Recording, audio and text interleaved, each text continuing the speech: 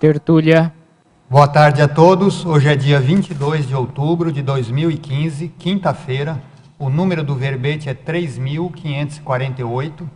Ele tem 5 páginas, 47 elogias e 13 máximos. O título do verbete é Parapreceptoria Epicentrológica. A especialidade é Amparologia. Quem redigiu o verbete é a professora Lilian Zolé, professora veterana. Quantos verbetes você já fez? 20 e tantos já.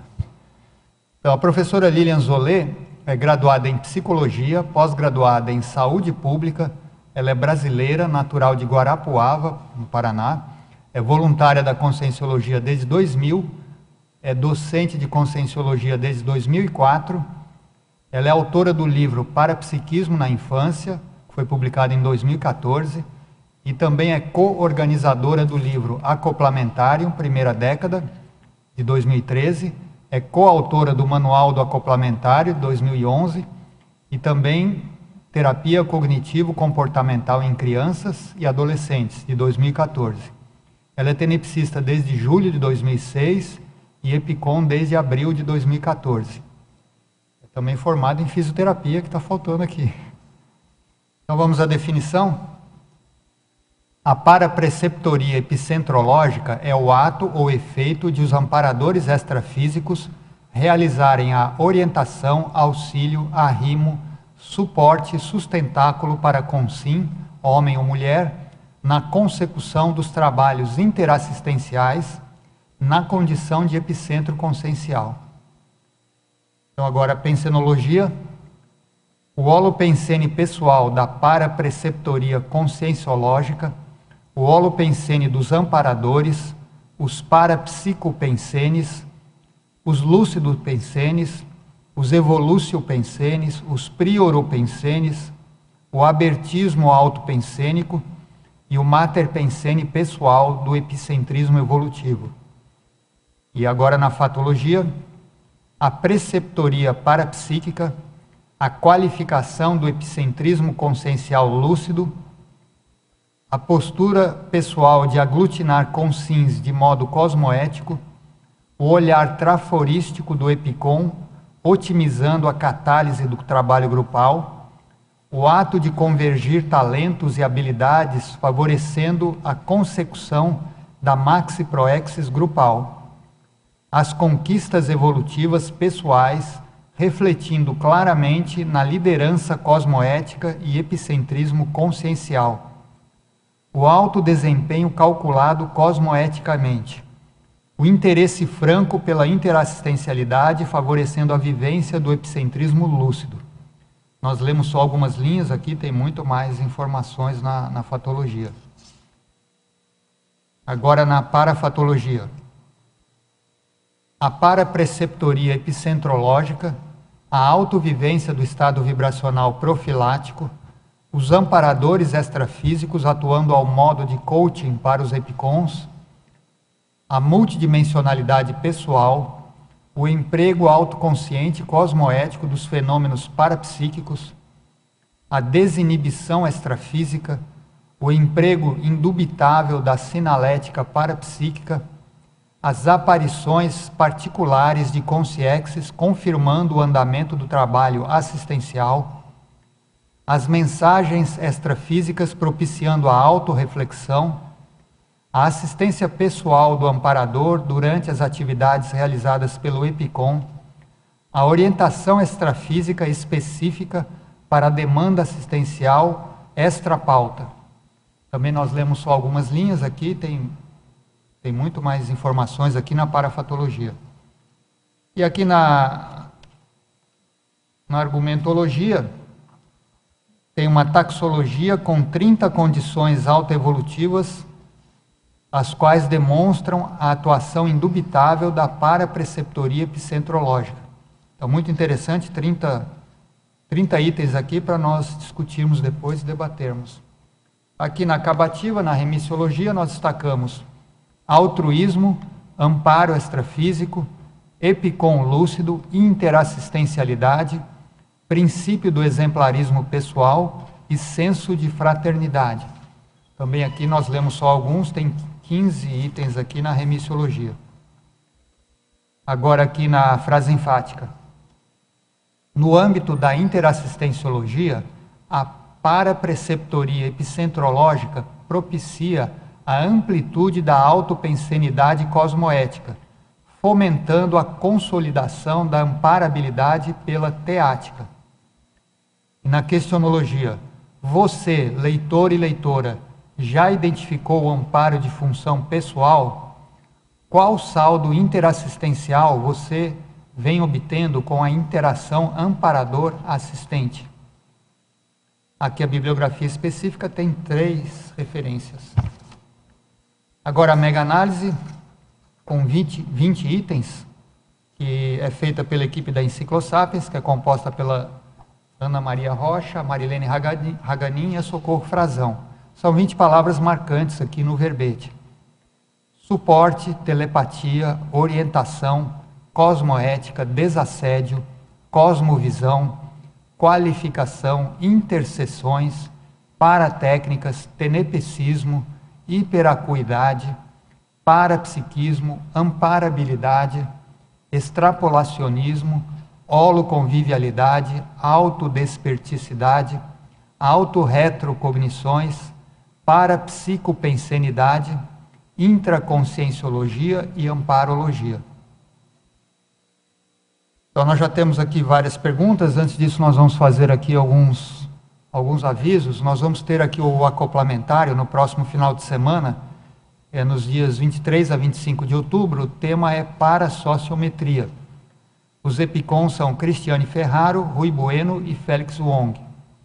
Então é um tema que a professora Cristiane estuda há muito tempo, então é muito interessante, vai ser esse acoplamentário. Quem tiver interesse é só procurar a recepção do CAEC, telefone 3525-2652. E aqui a campanha do livro 500 Verbetógrafos, da Enciclopédia da Conscienciologia. Então a campanha agora para patrocínio do livro, ela está dando um desconto de 27%. Então o livro de 130 está saindo por R$ 95. Então a gente pede para todos que tiverem interesse de fazer a compra antecipada para ajudar na publicação do livro. E nós vamos ter aqui a Escola de Parapsiquismo, a próxima turma, que é a turma 5, que vai se iniciar em 2016. Essa modalidade da escola, ela é anual, ela tem também a modalidade semanal. Essa modalidade ela é feita em 3 módulos, que acontecem em janeiro de 2016, depois o segundo módulo em julho de 2016 e o terceiro em janeiro de 2017. Esse módulo de janeiro tem início no dia 18 de janeiro de 2016 e vai até o dia 22, cada módulo tem a duração de 5 dias, e ela usa uma metodologia assim, fundamentada nas competências, que é um conceito aí da pedagogia que foi adaptado para o parapsiquismo, então se desenvolve competências parapsíquicas. É um aprendizado progressivo, né, onde se começa com competências bem mais, vamos dizer, fundamentais e vai se progredindo até chegar em competências mais avançadas. Então, quem tiver interesse também é só procurar a recepção do CAEC, telefone 3525-2652. Então, Lilian, sempre que a gente inicia a tertúlia, a gente pede para o verbetógrafo explicar por que ele escreveu esse verbete, o que te levou a pesquisar esse tema, quais foram as suas motivações para escrever sobre esse tema. A principal motivação para eu escrever essa temática foi para mostrar a questão da realidade, da função ou dessa atividade desempenhada na conscienciologia, que é do epicentrismo, do epicom, e também trazer ou mostrar os bastidores dessa função, para a gente discutir, né, tanto fatores otimizadores dessa função, como também aqueles fatores dificultadores. Então nós vamos às perguntas aqui dos teletertulianos, já temos muitas perguntas, mas todos vocês aqui que estão presentes, a hora que quiserem interromper, perguntar, é só levantar a mão e chamar aqui, que a gente faz aqui o debate. Então o nosso primeiro teletertuliano é de Curitiba, o nosso assíduo teletertuliano. Ele sempre é o primeiro a fazer as perguntas. Então ele pergunta aqui na Fatologia, página 39, penúltima linha. Como é a atuação do epicom veterano auxiliando na formação de neo-epicons? De quais formas quais formas ele os auxilia? Hoje, dentro do Conselho de EPICONs, os mais veteranos, ou seja, aqueles que eu acho que tem exatamente uns 5 que iniciaram essa função, né, através do professor Valdo Vieira. Então, dentro do conselho, aqueles que são os mais novos, né, então esses veteranos acolhem esses mais novos e eles realmente fazem os cursos juntos, existe uma discussão, debates, orientações, para que esse novo EPICON fique mais tranquilo, né, e tire suas dúvidas inerentes da função, né, que tem muita responsabilidade, a própria questão do parapsiquismo, existem várias nuances, sutilezas, né, então ele é um apoiador ou um coaching, digamos assim, e isso está cada vez mais sendo aperfeiçoado dentro do Conselho de EPICONs. Agora aqui em Paradoxologia, na página 41, primeira linha. Poderia explicar como funciona o paradoxo potência da intenção, sutileza energética? Isso é interessante. Tem uma frase do Valdo que sintetiza isso, que é assim, mais vale 80% da intenção cosmoética, 80% de intenção e 20% de energia, do que ao contrário. Então, isso é importante a gente colocar a questão, principalmente vinculada à correlação do amparo de função do EPICON, a questão essencial da ortopensenidade, da intenção cosmoética, não apenas daquela energia densificada, de ectoplasmia ou algo nesse sentido. Sutileza, porque os fenômenos são sutis, né? Sim, mais não, sutis, todos os fenômenos são sutis, né? Mas aí cabe a reflexão no sentido da intenção que é empregada na própria energia. Né? Agora, em Maniologia, na página 41, qual é a relação entre as manias pessoais e o tema deste verbete? Bem, o EPICON é uma consim, né? Então tem manias, cada um tem a sua, né? Eu verifico isso dentro da psicologia, né? Dentro da conscienciometria, consciencioterapia. Então aqui vale aquela questão do burelamento da autopesquisa da sua própria intraconsciencialidade. É verificar aquelas manias patológicas, caprichos, e que acabam afastando o amparo de função, ou afastando também as pessoas, e assim por diante. Então, às vezes, são sutilezas da manifestação da pessoa que acaba prejudicando mesmo o trabalho. Né? Um exemplo disso, então, aquela pessoa que ela quer um EPICON, que quer uma super cadeira toda modulada, e que nem sempre vai ter. Né? Então, e se não tiver, faz de conta, né? Eu nunca vi essa condição, estou dando um exemplo hipotético, imaginário. Né? Mas, assim, já imaginou uma pessoa desse nível ser EPICON? Como a exigência é tão grande das coisas que acaba atrapalhando o próprio trabalho. Né?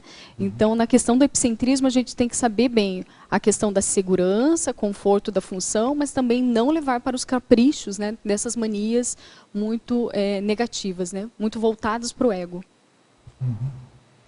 Agora, em Fatologia, na página 39, penúltima linha. Como é constituído o Conselho de EPICONs e quais as suas funções? O Conselho de EPICONs atualmente está constituído, aqui no verbete eu coloquei 37 EPICONs, sendo que um dos EPICONs já está como parapreceptor, que é o professor Valdo Vieira. Né? O Conselho de EPICONs, então, é um agrupamento dos EPICONs da Conscienciologia, faz parte da Unicim, onde a gente se reúne mensalmente, uma vez por mês, e dependendo da necessidade, a gente faz mais reuniões, e a função do Conselho de EPICONs é reger as atividades de campos bioenergéticos e atividades paraperceptivas da Conscienciologia. Então, são professores experientes da parapercepciologia, e é dali que dá origem aos cursos de campo, estruturações de segurança, formação de novos professores e de equipe de monitores.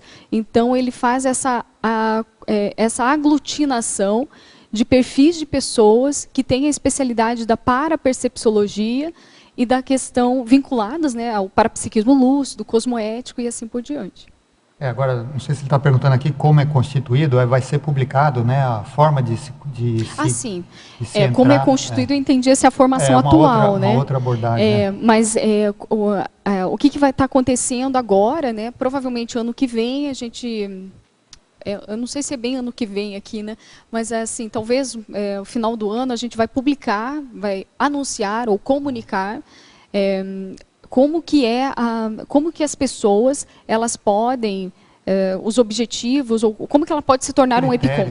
Né? Então, os critérios, como que é uma avaliação, né? Quais são os pontos ou fatores principais, então tudo isso vai ser colocado. Já existe isso nos pareceres da Unicim e é público. Quem quiser é só entrar no site da Unicim. Essa publicação ela é antiga, vocês vão lá, tem um item, Conselho de EPICONs, e vocês vão ver alguns pareceres. Dentre eles tem critérios para ser EPICONs. Já, como ele é antigo, então os critérios estão mínimos, né? A gente aprofundou mais e também inseriu mais conscienciometria e consciencioterapia nesse processo. Né? Agora, um teletertuliano de São Paulo, ele pergunta, em Pensenologia, na página 39, última linha, poderia falar sobre o Mater Pensene pessoal do epicentrismo evolutivo? Eu achei essa pergunta bem importante, que, ao meu ver, o holopensene do EPICOM deve predominar diante da ortopensenidade. Eu vejo que o desenvolvimento do epicentrismo, existe a questão do parapsiquismo, existe sim a questão energética, de domínio energético, mas eu vejo que o fundamental e o diferencial da conquista dessa posição interassistencial é justamente aquela pessoa que já burilou, já identificou a questão do Mater Pensene pessoal dela, e ela é muito atenta diariamente à sua pensenologia. Ela consegue corrigir mais rapidamente os seus erros pessoais. Só para a gente refletir um pouco mais sobre isso, eu tirei do Lexo de Ortopensatas, da página 598, o Valdo coloca assim: a vocação da consciência EPICOM na vivência dia a dia é manter o holopensene pessoal de alto nível, o tempo todo, capaz de suportar a condição interassistencial permanente de porta-assistidos extrafísicos. Então, a pessoa ela tem que dominar os seus pensenes. Ela tem que saber o que está pensando, se adentrar algum pensamento mais nosográfico, patológico, ela tem que interromper imediatamente, porque senão ela cai para o outro lado, que é dos assistidos. Então, a gente tem que pensar nisso. O EPICOM é a todo momento, não é só no campo de ECP2, do acoplamentário. Então, ele é um chamariz energético. E, diante disso, ele precisa estar atento à sua pensenidade. Agora, em Fatologia, na página 39, oitava linha. O que vem a ser o peão multidimensional? O peão é aquele fulcro, no sentido, é a própria mini peça, né, que a gente coloca aqui. E a mini peça, ela trabalha sempre em grupo, por isso que é mini, né? Ela faz parte de um grupo maior. E ela está ciente desse processo, está lúcida, e ela ajuda as outras pessoas a se encaixarem nesse processo, desse maxi-mecanismo. Então, é auxiliar outras pessoas, puxando sempre os seus trafores e tendo o olhar traforístico da pessoa para conseguir encaminhar essa pessoa no melhor trabalho, no melhor momento dela, né, para ela produzir mais evolutivamente. Né? Agora, na Parafatologia, página 40, segunda linha. Pode discorrer a respeito dos amparadores extrafísicos atuando ao modo de coaching para os EPICONs? Existem vários casos dentro do próprio Conselho de EPICONs, né, dos colegas, que eles relatam que antes de algum curso específico, ou até mesmo antes deles saberem, então antes eles não eram EPICONs, naquele momento assim que está todo mundo avaliando a sua pessoa, e nem a pessoa sabe, né? Geralmente é assim.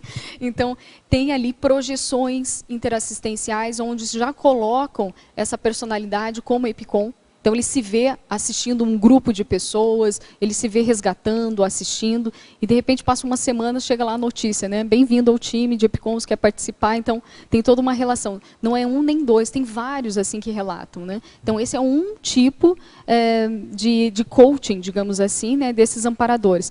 Mas no decorrer dessa caminhada, existem muitas orientações de preceptores. E o mais bacana, existe aquela questão assim, daqueles insights, intuições, onde qual é o momento de falar, qual é o momento de calar. Ou quando você fala muito, é na hora o resultado, né? Tipo, vem para a pessoa, pelo EPICON diretamente. Né? Então, ele faz já uma reavaliação, se ele estiver aberto a essa avaliação, né, pessoal, e assim por diante. Então, eu vejo que o coaching, no caso do EPICON, eu vejo que se a pessoa estiver aberta e disponível, ele sempre está ali nesses momentos de assistência, sempre está atuante nesse sentido. Outra coisa que vale a pena colocar, para psiquismo, eu vejo assim, quanto mais você enxerga do outro, mais se revela em si esses traços. Isso é bem interessante. Então, quando eu enxergo ou defeitos ou qualidades de outras pessoas, é como se fosse um efeito espelho. Você acaba se autoavaliando nisso. Então, o parapsiquismo ele também serve para um autodiagnóstico. E se a pessoa está aberta nesse processo, o amparo se linka e ele acaba mostrando a sua realidade que às vezes para você estava obnubilada, né? Agora, ainda na parafatologia, na página 40, na 9ª linha. Pode citar sua experiência relacionada às projeções conscienciais vexaminosas, otimizando a reciclagem intraconsciencial? Olha, eu tenho o caso de eu me ver projetada, mas aquele momento assim, você acorda na projeção, ou seja, não estava lúcida, né? E eu estava com um grupo de pessoas, né, um grupo de consciências, e eu estava tentando, era um grupo de consciências assim, com pensamentos muito rígidos, e eu tentava provar a qualquer custo como elas estavam sendo erradas. E naquele momento, então, eu não estava lúcida, mas quando eu adquiri lucidez maior e me vi com aquela arrogância, com aquela prepotência, e nesse momento eu percebi amparo, não percebi através dos para-olhos da clarividência, né? Através do psicossoma, mas a tensão assim, de banhos de energia, eu comecei a relaxar as minhas ideias, eu comecei a me entregar mais com as energias, e é como se aquelas pessoas fossem formando cenários, e eu fosse entendendo o porquê que elas estavam daquela maneira. É como se passasse um enredo. Isso eu achei bem bacana. E com isso, na hora, eu vi, cala. O que eu tenho que mais ouvir? Qual é o tipo de assistência que eu tenho que fazer para esse público, né? Então, isso eu achei bem interessante. Então, quando eu retornei, com esses fragmentos, né, de vivências, eu comecei a perceber aonde que eu faço isso no meu dia a dia, e aquilo ficou como um sinal alerta, sinal vermelho, e eu já coloquei meu CPC, uma cláusula, né, da onde que eu tenho que estar mais atenta, com qual grupo de pessoas que acionam esse meu traço, né, de trafar. Então, isso foi para mim. Essa foi a vivência. Uma pergunta aí. Professora, nessa projeção, nessa visão que você teve, acho que como é que você interpreta esse momento de rigidez excessiva? Isso se deve ao passado dessas consciências, na monarquia, no clero ou no militarismo? Seria, a partir da minha percepção aí, ver se tem sentido. Devido ao mau entendimento da disciplina, do rigor, tem sentido isso? Aplicado à sua vivência? Mas olha só, tanto eu quanto elas estávamos rígidas. Esse que foi o meu aprendizado. Às vezes a gente interpreta a rigidez como aquela patológica total, né, o monodeísmo. Mas olha só, quando você tem uma convicção, ela vira uma maneira de rigidez, entende? Eu vejo assim, dentro da minha experiência, né, do que até agora, até esse momento, tudo deve ser questionado. Então, até o pensamento mais positivo que passa na minha mente, eu questiono. Qual a intenção de fato? Isso é para mim ou para as outras pessoas? Foi isso que eu aprendi com essa projeção. Porque se no momento eu olhasse para aquelas consciências e falasse, não, porque são religiosas, tão rígidas assim, eu estava sendo rígida também, não entendendo elas. Então, eu vejo que há sutilezas dos pensamentos que a gente tem que aprofundar mais nisso.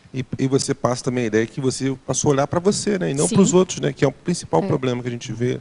Eu vejo assim, sabe, Cláudio?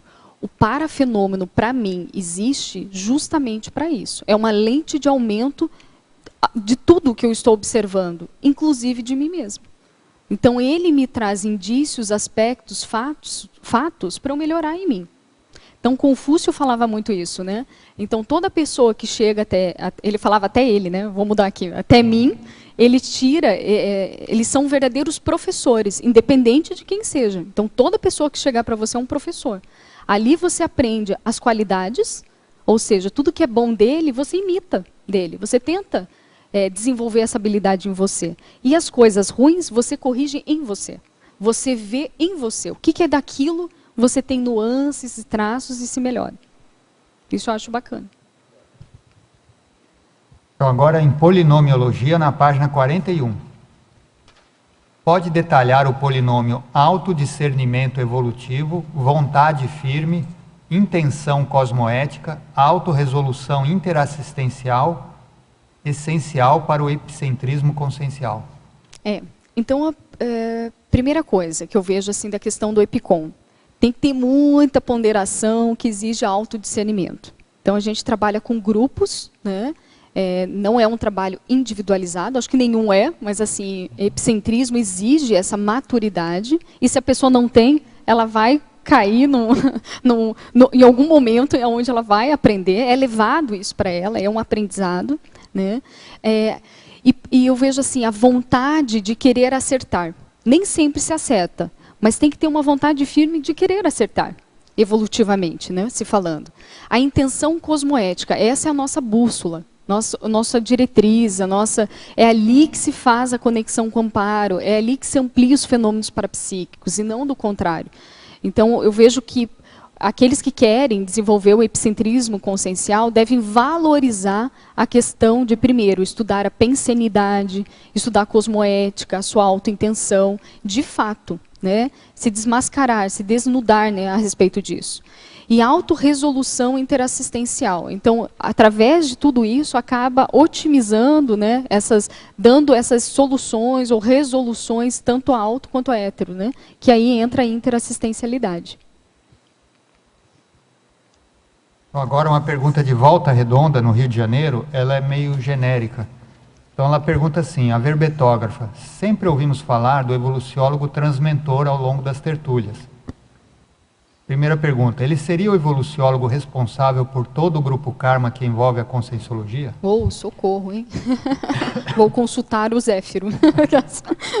Isso é muito importante, vale a pena. Aqui porque eu citei vários amparadores, né, dentro do verbete. Tem um livro da professora Mabel Teles, e na página, ele falou do transmentor, né? Vamos lá para o transmentor. Olha lá. Na página 154, então, ela relata aqui o que o Valdo comentava do transmentor, né? Então, ele comenta que ele atuava muito com o grupo dos intermissivistas da própria conscienciologia, ajudou demais a questão do Zéfiro e do professor Valdo, mas eu vejo assim, ele não é o único, né? Existem grupos, juntamente com essa personalidade, que atuam. Então, é muita paraelencologia dentro disso, né? Aí ele pergunta, algumas retrovidas dele são conhecidas? Se sim, seria possível falar um pouco sobre a holobiografia dele? Acho que o negócio é ler o livro, né? Vale a pena você ler. E até no livro aqui do Transmentor não é falado muito. Deixa eu ver se eu não vou estar falando. Aqui ele fala mais do relato do professor Valdo, de como ele conheceu, né, o Transmentor. Olha, uma coisa aqui só para diminuir a expectativa dele, né? Ele apresenta a mentalidade enciclopédica, multicultural e universalista. Costuma apresentar-se extrafisicamente com paravisual de homem, tipo inglês, dolicocéfalo, de pele clara e cabelos castanhos, quase louro. Usa roupas ocidentais de estilo casual. É sério, austero, com grande força presencial e capacidade de aglutinação interconsciencial, estando geralmente acompanhado por chusmas de consciência. Tá bom. Só para diminuir a... Também ele pergunta aqui, alguém além do professor Valdo teve a oportunidade de encontrá-lo? Eu não sei. Não sei também te responder. Eu não tive esse privilégio. Se também tive, eu não estava lúcida o suficiente para identificá-la. Então... Agora é o mesmo ainda, ele pergunta, tanto nas aulas presenciais do IPC, quanto nas tertúlias online, ouvi falar dos serenões, ou serenonas, reurbanizador Quirim, Quilim. Aqui está Quirim. Quilim, reurbanizador, Quilim, australino, esquimó, monge e rosa dos ventos. Você poderia, por favor, falar mais sobre a serenona Manacá? Ela é consim ou consciência? Ela é consciência. Onde viveu? Seria ela a serenona consim mencionada na tertúlia Mega Encontro Crítico? Olha, tem que dar uma olhada. Mas quando o Valdo falou da Manacá, ele comentou de uma senhora, né? Que ela se aparenta como uma senhora, né? De idade, não, senhora de idade, né? Mas o mater pensene dela, não sei se não é voltado para a educação de uma maneira geral, tem que ver isso, né? E a questão da interassistencialidade, parece que ela está mais na região nordeste, se não me engano. Isso tem que conferir. Pode também olhar no site do ICGE, isso, que tem lá uma relação, né, da paralencologia, e ver quanto que ela apareceu, né, isso é importante, na tertúlia que ela apareceu. Agora, uma pergunta de Itapororoca, na Paraíba. A verbetógrafa gostaria que explanasse algumas técnicas que auxiliem na sincronização entre consim e amparador. Ótimo, muito bom. Uma delas é a questão da própria pensenidade. Então, eu estou tocando bastante nessa tecla, né? Então, primeira coisa, você tem um artigo da professora Juliana dos Remédios, que é o pensenograma. Você acha no Google, digitando, ela está publicada na revista Consciência, aonde você faz um registro diário de como que você está pensando no momento. E como é que você vai fazer isso? Então, aquela situação que você teve algum abalo emocional, você vai registrar o que você pensou naquele momento, quais pessoas que você estava acompanhando ou que estava acompanhado, a sua emoção, você vai escrever, o que você percebeu de energia, como que você estava com as energias e como que você reagiu. Através da identificação semanal, né, ou mensal dos seus pensenes, você vai ver que existe uma raiz de pensamentos, tanto positivos quanto negativos. A partir daí, você pode estruturar o teu código pessoal de cosmoética. Aí temos um artigo do professor Everaldo Bergonzini, que ele ensina como que a pessoa pode fazer cláusulas diretas, objetivas, né, mais assim práticas para o dia a dia, né, para ela corrigir imediatamente esses erros de pensamento, de condutas, tá? Que são autocorrupções, correto? Um exemplo desses é pegar, então, o trafar que você identificou através desses pensamentos, né, e você fazer ao contrário. Então, a pessoa que faz de conta assim, que ela identificou que ela pensa muito mal dos outros. Então, olha só, ela não verbaliza, mas ela pensa. Ninguém sabe. Porém, o pensamento silencioso pesa, né? Pesa em qualquer ambiente para a própria pessoa. Aí ela pode fazer uma cláusula. Toda vez que pensar mal, eu vou pensar 3 trafores imediatos da pessoa, para ela começar a inverter esse processo. E assim sucessivamente. Então, essas duas técnicas são bem importantes para a conexão do amparo. Seria bom você citar esse artigo do Everaldo? Sim. Onde que ela pode encontrar? Está no Juno, você também encontra disponível na internet, e o título é Errologia, não é isso? Elaboração do Código Pessoal de Cosmoética. Tá? Outra técnica que vale a pena é o Código de Valores Pessoais, que está aqui escrito nos verbetes como técnica. Como que seria? Primeiro, listar os principais fatos ou situações que ocorreram na sua vida em que você se posicionou. Então, exemplo, você quis mudar de emprego e realmente efetivou, mudou de emprego. Aí você vai verificar qual o valor por trás dessa tua decisão. Exemplo, então ela preferiu mudar de emprego para ficar mais com a filha. Então o valor é a filha, ela identificou isso. Então ali você começa a verificar qual que é seu valor real. E muitos desses valores você vai ver, é proexológico, é evolutivo ou não? No caso da filha, sim, é interassistencial, está dentro do contexto, né, da Proexis. Mas se o valor for simplesmente dinheiro, né, ou simplesmente vaidade, aí vem um questionamento. Esse valor está bom para esse momento? Isso vai te ajudar a evoluir ou não, né?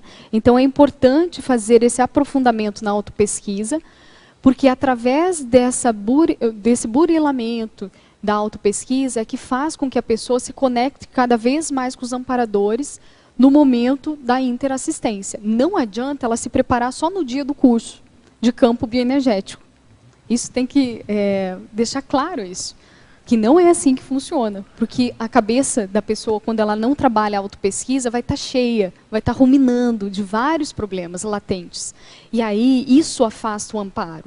Então, qual é a nossa estratégia evolutiva? É justamente desaguar esses pensamentos negativos, para que naquele momento onde o amparador vai te solicitar para um trabalho, você vai estar muito mais preparado, muito mais aberto, disponível para esse trabalho. Será que não tem a ver com isso que você falou agora há pouco, da questão da intenção, que você falou 80%, né? Eu acho que essa questão do amparo, até para ajudar, eu acho que está diretamente ligado com isso que você acabou de falar, os valores, mas o que tem de intenção por trás do valor, né? Sim. Quando você falou, ela vai ficar com a criança, mas às vezes ela vai ficar com a criança para não deixar o marido ficar com a criança, ter uma disputa. Sim, tem que verificar então, a intenção real, né? Por trás dos valores, isso. Eu acho que aproxima com o amparo perfeito, também, né? Perfeito. Essa é mais uma técnica, que existe um intencionograma, né? Tem várias na Conscienciologia. Muito bom, muito bom. Lilian, Sim, boa tarde. boa tarde. Poderia ampliar mais a parte de taxologia, página 42, número 22, que é a psiconia tarística, e número 25, sincronicidade, né? Se detalhar mais esses dois pontos aí, como é que se dá dentro do epicentrismo? Uhum. Dentro de alguns cursos e dinâmicas, o EPICOM ele trabalha com o fenômeno parapsíquico da psicofonia. Só para esclarecer, esse fenômeno ele é muito rudimentar. Tá? Tem pessoas que colocam ele como algo assim mais evoluído, algo nesse sentido. Não, ele é rudimentar, ele acontece, ele pode ocorrer em qualquer momento e ele depende de nuances de descoincidência dessa pessoa, desse parapsíquico. Ou seja, às vezes você está dando aula, está aqui, defendendo o verbete, ou está fazendo uma pergunta, e vem uma ideia muito clara e você fala abruptamente algo. Às vezes é psicofonia. Tá? É só para esclarecer, né? E tem aqueles casos no ECP2 com uma descoincidência, pode ser média a profunda, vai depender do relaxamento e do trabalho a ser realizado pelo EPICOM. Qual seria esse relaxamento médio de uma descoincidência média? O EPICOM ele sabe que está no ambiente, né? Ele sabe que está na poltrona, ele sabe que está no curso das pessoas. Muitas vezes ele pode até identificar o aluno pela voz, porém ele se sente ao mesmo tempo descoincidente, mas muito próximo do seu corpo. E vem palavras, frases, ideias para ele, ele exprime aquilo pelo aparelho vocal, mas ele está ciente do que ele está falando. Isso é psicofonia também. Existe a conexão. E a outra, que é a mais profunda, é quando o EPICOM realmente se projeta do corpo, ele entende, ele consegue entender o contexto geral do que está acontecendo. Então, as perguntas acontecem, ele pode até ficar um pouco mais distante do corpo, ou mais próximo, mas não naquela esfera que ele é colocado de novo, né, que volta ao seu corpo, e ele consegue ver os contextos do que é falado, mas não especificamente as frases. E devido às energias, então, essa descoincidência é o próprio parapsíquico que consegue modular isso. Agora, nesse contexto da psicofonia tarística, é você utilizar esse fenômeno tanto para você, na questão da autopesquisa, quanto para assistir. O que eu quero falar com isso? Uma experiência pessoal. Numa das dinâmicas, após uma psicofonia, terminou todos os atendimentos e houve, literalmente, orientações para mim. Assim, isso eu percebi. Então, houve uma frase, simplesmente uma frase. Terminou tudo, a pessoa, o coordenador já tinha falado para mim, não, encerrou, papapá, né? Eu já estava voltando, e veio uma frase muito específica. E aquilo me marcou, porque era algo que eu tinha vivenciado durante a semana. E aquilo me fortaleceu, no caso, ressaltou algo que eu não estava muito atenta e que era importante eu perceber melhor. Então, é um fenômeno que o EPICOM, muitas vezes, essa é a comunicação do amparador. Então, tem que estar atento a essas nuances, a todo momento. Mas no seu caso, você tem memória plena do que aconteceu ou o que prevalece? Oscila muito, mas olha só, toma cuidado, porque quando você fala assim, descoincidência mais profunda, não quer dizer que o EPICOM entra num transe e ele perde totalmente a noção do que está acontecendo. Não é isso. Então, primeira coisa, ele pode estar, sim, numa descoincidência profunda, mas primeiro, ele sabe o padrão de energia, você entende? Amplia a lucidez, é um paradoxo isso. Amplia a lucidez, muitas vezes ele fica mais distante do seu corpo, mas com a lucidez plena. Ele sabe do contexto do curso, às vezes ele olha tudo. Que nem o corpo está aqui, ele está olhando lá do outro lado, né? Então, devido a essa projeção parcial. Então, eu já tive esse contexto. Eu tenho muita facilidade de me projetar a cabeça. Então, na psicofonia eu saio, fico para o lado, que nem uma, sei lá o que bicho é esse. Fica um negócio assim, a cabeça para um lado, né? Para o outro, estou brincando, né? Mas assim, e essa percepção, assim, amplia demais a sua pensenidade, a fluidez, entende? Mas, ao mesmo tempo, vem o fenômeno da psicofonia. Só lembrando que na Conscienciologia a gente fala em semipossessão benigna. Quer dizer, a gente sempre fala que o EPICOM, o sensitivo, é bom que ele fique consciente, para não apagar totalmente. Isso. Porque, vamos dizer, está sempre no comando. Perfeito. Na hora que ele quiser, se ele quiser interromper o processo, ele interrompe. É um pouco diferente lá do mediunismo, que eles Que nem acham que sabe o quanto que tá mais acontecendo. inconsciente tiver, melhor, porque ele interfere menos, né? É. Mas aqui na Conscienciologia a gente até Agora é é o um contrário, né? paradoxo, né? O EPICOM ele não pode interferir com suas emoções. Olha só o paradoxo, isso é difícil. A interferência assim no sentido de ele interferir assim no sentido de a pessoa às vezes está magoada, não trabalhou bem a autopesquisa, entende? Isso vai atrapalhar ele na descoincidência, se a pessoa estiver assim. Então por isso que tem que fazer o trabalho antes de casa. A autopesquisa deve sempre estar sendo realizada. Porque nesses momentos de trabalhos mais intensos, é isso que vai ser o teu fator que vai otimizar o fenômeno ou não. Mas justamente nisso que a mim falou. Sempre a todo momento tem a lucidez. Aqui eu vou descoincidir mais, está tudo bem. Ele tem a percepção e volta. Mas isso eu acho bem interessante colocar. Pelo menos é um viés que eu percebo. Tem a questão da sincronicidade. Desculpa. A sincronicidade eu vejo assim, que quando você está fazendo atividades interassistenciais, está com uma boa intenção, uma boa pensenidade, você entra num fluxo que a gente fala daquele fluxo do cosmos, né, que a gente sabe. E ali no teu dia a dia acaba dando, é como se acontecessem pequenos fenômenos para corroborar com essa tua interassistência. Ou seja, às vezes você está pensando lá em assistir um grupo X, veio essa demanda, você sai na rua, vai no banco. E aí você começa a ver várias sincronicidades no sentido, às vezes, de número. Às vezes tem pessoas que não é número, às vezes pode ser imagem, ou nomes, não sei, cada um tem, né, essa simbologia até um certo ponto. E aquilo você sabe, vem um padrão de energia que a pessoa, se ela estiver mais atenta, ela sabe que não é simplesmente um número em si. E aquilo fica recorrente. E com aquele pensamento de auxílio àquele grupo, às vezes vem sugestões, orientações de como fazer, e aparece, né, nesses momentos, esses indícios, né, interassistenciais. Mas, para isso, voltando, a pessoa tem que ter, no mínimo, uma limpidez de pensamento. Pensa uma pessoa ansiosa. Quando que ela vai perceber um número XXX que tem a ver com o pensamento dela interassistencial? Acho eu que é difícil, porque o pensamento dela está muito agitado. Então isso dificulta demais os fenômenos. Não que os fenômenos não ocorram com ela, a questão é ela que não se conecta com os fenômenos. Por isso a necessidade, de novo, entrando na pensenologia. Sem o domínio da pensenidade, eu acho muito difícil a gente começar a estudar os fenômenos parapsíquicos. Senão a gente entra muito na moldura e não na questão do conteúdo. Professora Lilian, até em relação a esse item aí, acho que sobre a sutileza da psicofonia na vigília física ordinária, nesse dia a dia, no bate-papo, não no EPICOM, estou falando agora da psicofonia em si. Seria interessante a pessoa escrever antes do que ela vai falar, né? Porque às vezes tem algumas pessoas, por exemplo, eu mesmo, tenho uma tendência a acoplar rapidamente, tanto com amparador como com guia cego, talvez, não sei, mas assim, de falar sem pensar. Isso. E eu queria que você falasse um pouco mais sobre isso, sobre esse processo de como é que você pode perceber se é um acoplamento.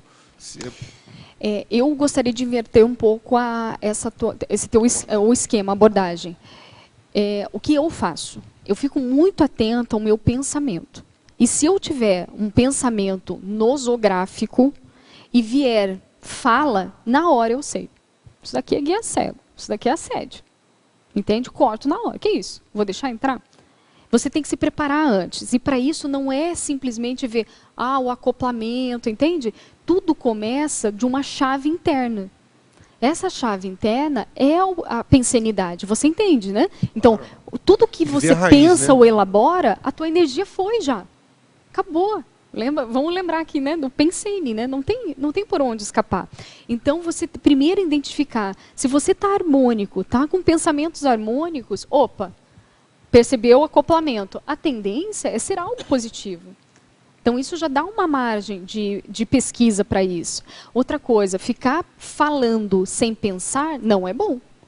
Em nenhuma modalidade de fenômeno, entende? Então, na psicofonia, mas para você ter esse freio, ou ficar mais atento, ou com hiperacuidade, há necessidade de você controlar também essa agitação mental, porque até um ponto isso é uma agitação mental, né? Por que não para para pensar antes de falar, entende? Porque existe ali um mecanismo antes da pessoa.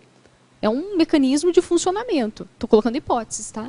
Eu acho que não aí, sei. Nesse, E até aí nos próprios começa... campos, nas dinâmicas e tal, e às vezes nos embates em casa você quer fazer uma assistência, e eu acho que se a pessoa está instável, ela deve ela mesma promover uma auto-interdição dela, né? Ela Com parar, certeza, pô, não estou bem, eu estou com pensamento, fazer esse hábito, essa cultura de agora ela tem tá coisas, sempre sabe? anotando, registrando. Perfeito. Agora tem coisas, sabe, Cláudio, que a gente, pelo menos, observava muito no professor Valdo, né, que é um exemplo, né, nessas questões. Então, muitas vezes ele se concentrava, pensava, parecia que estava num momento de reflexão íntima, assim, né, reflexão profunda. De repente, ele falava com a voz dele, normal, e depois ele relatava assim, eu escutei, falaram tal frase, né, era viável, eu falei. Então, os fenômenos, eles são muito compostos. Então, ele deixava em alguns momentos aquela consciência adentrar ele, só que em nenhum momento ele perdia a lucidez desse processo e ele falava quando era devido, quando ele achava que era necessário, né? Isso a gente tem que aprender a fazer. Então, eu jamais vi ele falando assim, opa, não, desculpa, falei sem pensar, entende? Então, se ele conseguia isso, nós também conseguimos, mas a questão de novo, é a gente forçar essa questão da autopesquisa, né? Forçar no bom sentido, né? De a gente se auto-perceber mais. E aquelas coisas que não estão bem equilibradas, vamos colocar técnicas para melhorar, só isso. Nada mais que isso. Vou pegar esse gancho, Lilian, para fazer uma pergunta para você. No último binômio, lembra que a gente tinha falado aqui antes de começar o verbete? Sim. Extrapolacionismo parapsíquico serendiptia. Serendiptia, né? Diptia. Que é a atração de sincronicidades, Isso, né? De coisas positivas, de descobertas afortunadas, né? Que são realizadas por acaso. Eu tenho um caso que eu queria colocar, que é do Kekulé, que ele descobriu a fórmula do benzeno. Então, o que aconteceu com ele? Só para dar um exemplo desse binômio, tá? O que aconteceu? Ele estudou muito a questão do próprio benzeno, só que ele não sabia como é que era a estruturação, né, dessa química, né? Então, um belo dia, ele sonhou, ele começou a ter sonhos recorrentes. Ele foi dormir preocupado e já pensando nisso. Eu posso ler muito rápido, tá, gente? É o relato dele. Então, o texto foi extraído de um discurso feito por ele em 1890. Na comemoração do 25º aniversário, né, que eles trouxeram esse trecho do livro, né? Então, esse é o relato da experiência dele. Estava sentado escrevendo meu livro didático, mas o trabalho não progredia. Meus pensamentos estavam em outro lugar. Virei minha cadeira para o fogo e cochilei. Novamente, os átomos estavam saltando diante dos meus olhos. Kekulé já havia sonhado anteriormente com átomos saltando diante de seus olhos. Nessa hora, os grupos menores mantinham-se modestamente no fundo. Meu olho mental, que se tornara mais aguçado pelas visões repetidas do mesmo tipo, podia agora distinguir estruturas maiores das conformações múltiplas. Fileiras longas, às vezes mais apertadas, todas juntas e emparelhadas, e entrelaçadas em movimento como uma cobra. Mas veja, o que era aquilo? Uma das cobras havia agarrado sua própria cauda, e essa forma girava zombeteiramente diante dos meus olhos. E aí ele descobriu a forma. Circular. Isso é bacana, porque ele fala da questão no relato dele, ele fala do olho, né? Que o olhar dele estava diferenciado, né, nesse sonho. Né? Questão da própria... dos para-olhos, né? Essa questão da projeção, né? E só mais uma aqui na taxologia, a número 12. O que você poderia expandir um pouco, o número 12, da página 42 na taxologia? Tá. Escrutínio da intraconsciencialidade, é isso? Que é esse exame minucioso de como que nós funcionamos, né? Uma coisa interessante que é assim, primeiro identificar qual é o meu temperamento. Né? Tem que estar claro isso. E dentro do epicentrismo consciencial, isso é essencial. Porque através do temperamento, você vai ver o teu limite e também aquilo que você pode desenvolver de habilidades e aquilo que você já tem desenvolvido. Então, você saber a sua comunicabilidade, as nuances disso, a questão das energias e parapsiquismo. Então, tudo tem que se aprofundar. Então, entra dentro dessa questão da pensinidade e assim por diante. Quanto mais você detalha... seria? Isso, sempre. Eu vejo que a base, pelo menos para mim, é a autoconscienciometria e a autoconsciencioterapia. Tá? E dentro disso tem aquele pensenograma, né? Que dá uma mesclada nisso, né? Mas sempre você estudar a partir, ficar curioso. Como é que você funciona? O que passa na sua cabeça a todo momento? né? E principalmente nos momentos em que você está calado. Porque a cada momento de um silêncio, não é um silêncio. Pensenicamente sempre passa algo. Imagens. Vamos lembrar, pensamentos são frases, sentenças e imagens que vêm à nossa mente. Então fica atento a isso. Então passam milhões de pensamentos na nossa cabeça e a gente presta atenção em um só. A gente não sabe o que está passando toda hora. Isso é um treino para se fazer. Não é muito difícil a pessoa falar de pronto o que ela está pensando. Ela confunde, às vezes, emoção com pensamento. Quando você estava falando do negócio dos pensamentos, que eles são contrários ao comportamento da pessoa, estava me vindo uma outra hipótese também, não só do assédio em si, mas às vezes aquela companhia que foi colocada na sua psicosfera para ver que você já superou aquele traço. Então, às vezes acontece de vir um pensamento totalmente fora do teu padrão, um absurdo até. E às vezes a pessoa pensa que pode ser simplesmente um assediador. Não é, é o jeito que ele está funcionando, que ele foi colocado justamente para fazer essa, vamos dizer, didática tua para com aquela consciência. E às vezes ficam dias na sua psicosfera justamente para ajudar, né? Seria a tares pensênica, talvez, não sei, como é que a gente pode associar. Eu vejo assim, sabe, Jorge, para a gente aumentar nosso conhecimento utilizando os fenômenos quando a consciência adentrar na minha psicosfera e eu consigo perceber isso e percebo a pensenidade dela, após a tua assistência, né, que você fez para a consciência, leve isso em consideração para você. Trazendo de novo aquela questão do Confúcio, né? A gente pode aprender com isso. O que aquilo tem de nuances em mim que eu posso melhorar, que eu posso aperfeiçoar, né? E o que tem de habilidades também nisso que eu posso, né? Então, sempre, a todo momento, eu vejo que as pessoas descartam muito rápido.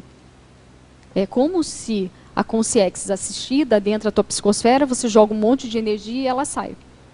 Entende? E não é bem assim, ao meu ver. Então, existe assim, não é só a energia entrando em você, dela.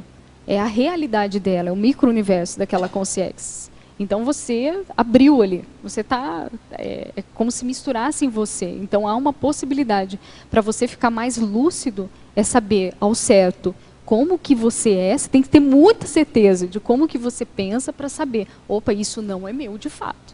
Né? Eu não sei se ficou claro nesse sentido. Né? Mas é necessário aprofundar o conhecimento disso, e não simplesmente...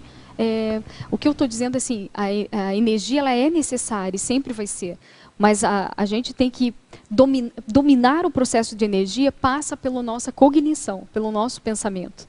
E se a gente dominar, tiver ortopensenes, a gente vai ter escagens lúcidas. Não vamos mais sofrer de labilidades parapsíquicas, de acoplamentos negativos, mas não no sentido de não auxiliar isso. A gente vai ficar muito mais profissional na assistência.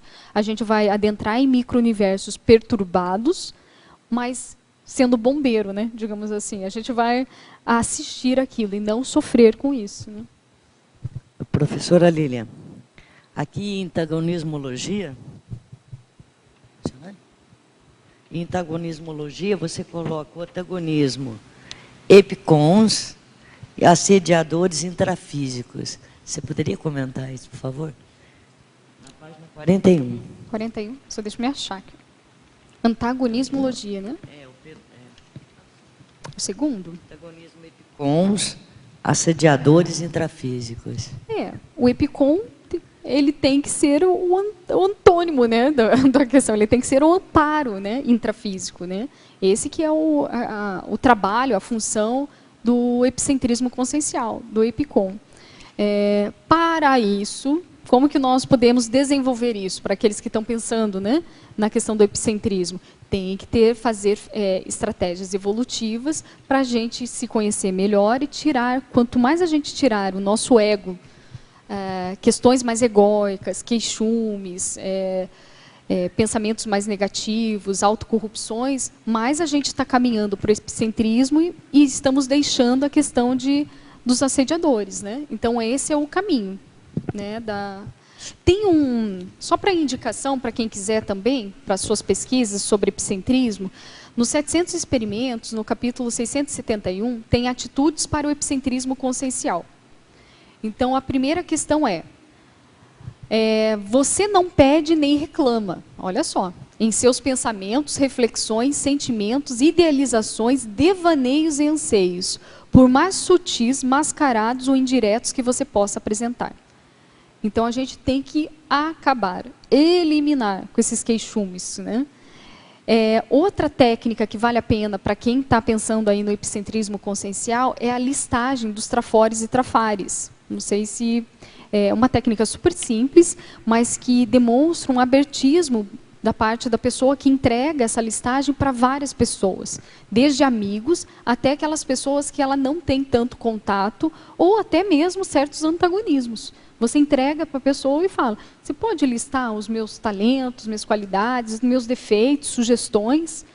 E isso é uma maneira, isso eu acho de uma inteligência, porque você começa a se aproximar dessas consciências, dessas consciências e ir limpando pouco a pouco, porque você está mostrando a sua realidade, né? E está pedindo para ela pode avaliar aqui, né, a minha realidade, que eu gostaria muito de saber a sua opinião sobre isso. É uma valorização. E isso faz parte do epicentrismo consciencial, porque a gente tem que aglutinar pessoas, e não o contrário. Então, a gente vai ter que aglutinar grupos que a gente tem um monte de afinidade, que é muito mais fácil, mas também grupos contrários do nosso passado seriexológico. E aí? Como é que fica? Como é que a gente faz isso? A gente, então, esses mecanismos que a gente tem que ter em mente dentro do epicentrismo consciencial. Né? Nesse sentido que a Maria Luísa perguntou, do antagonismologia, existe algum estudo, ou algum texto, ou algum artigo que vocês lembrem aí, que fale sobre o mecanismo de funcionamento do mega-assediador? Eu agora não estou lembrando, mas e vocês acham útil que haja essa lista de...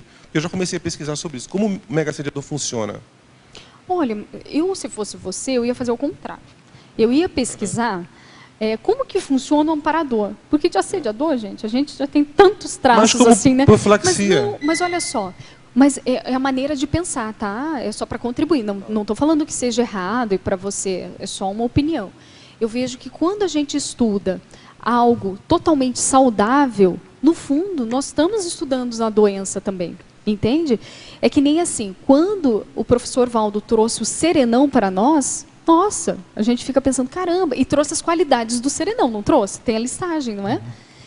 Justamente quando você lê a listagem das atribuições do serenão e das qualidades e trafores dos serenões, nós fazemos uma avaliação em nós e o que vem?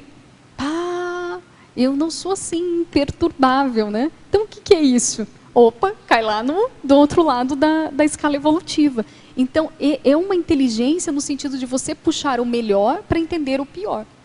Senão a gente cai, dependendo, né? Então, é tudo a questão de olhar.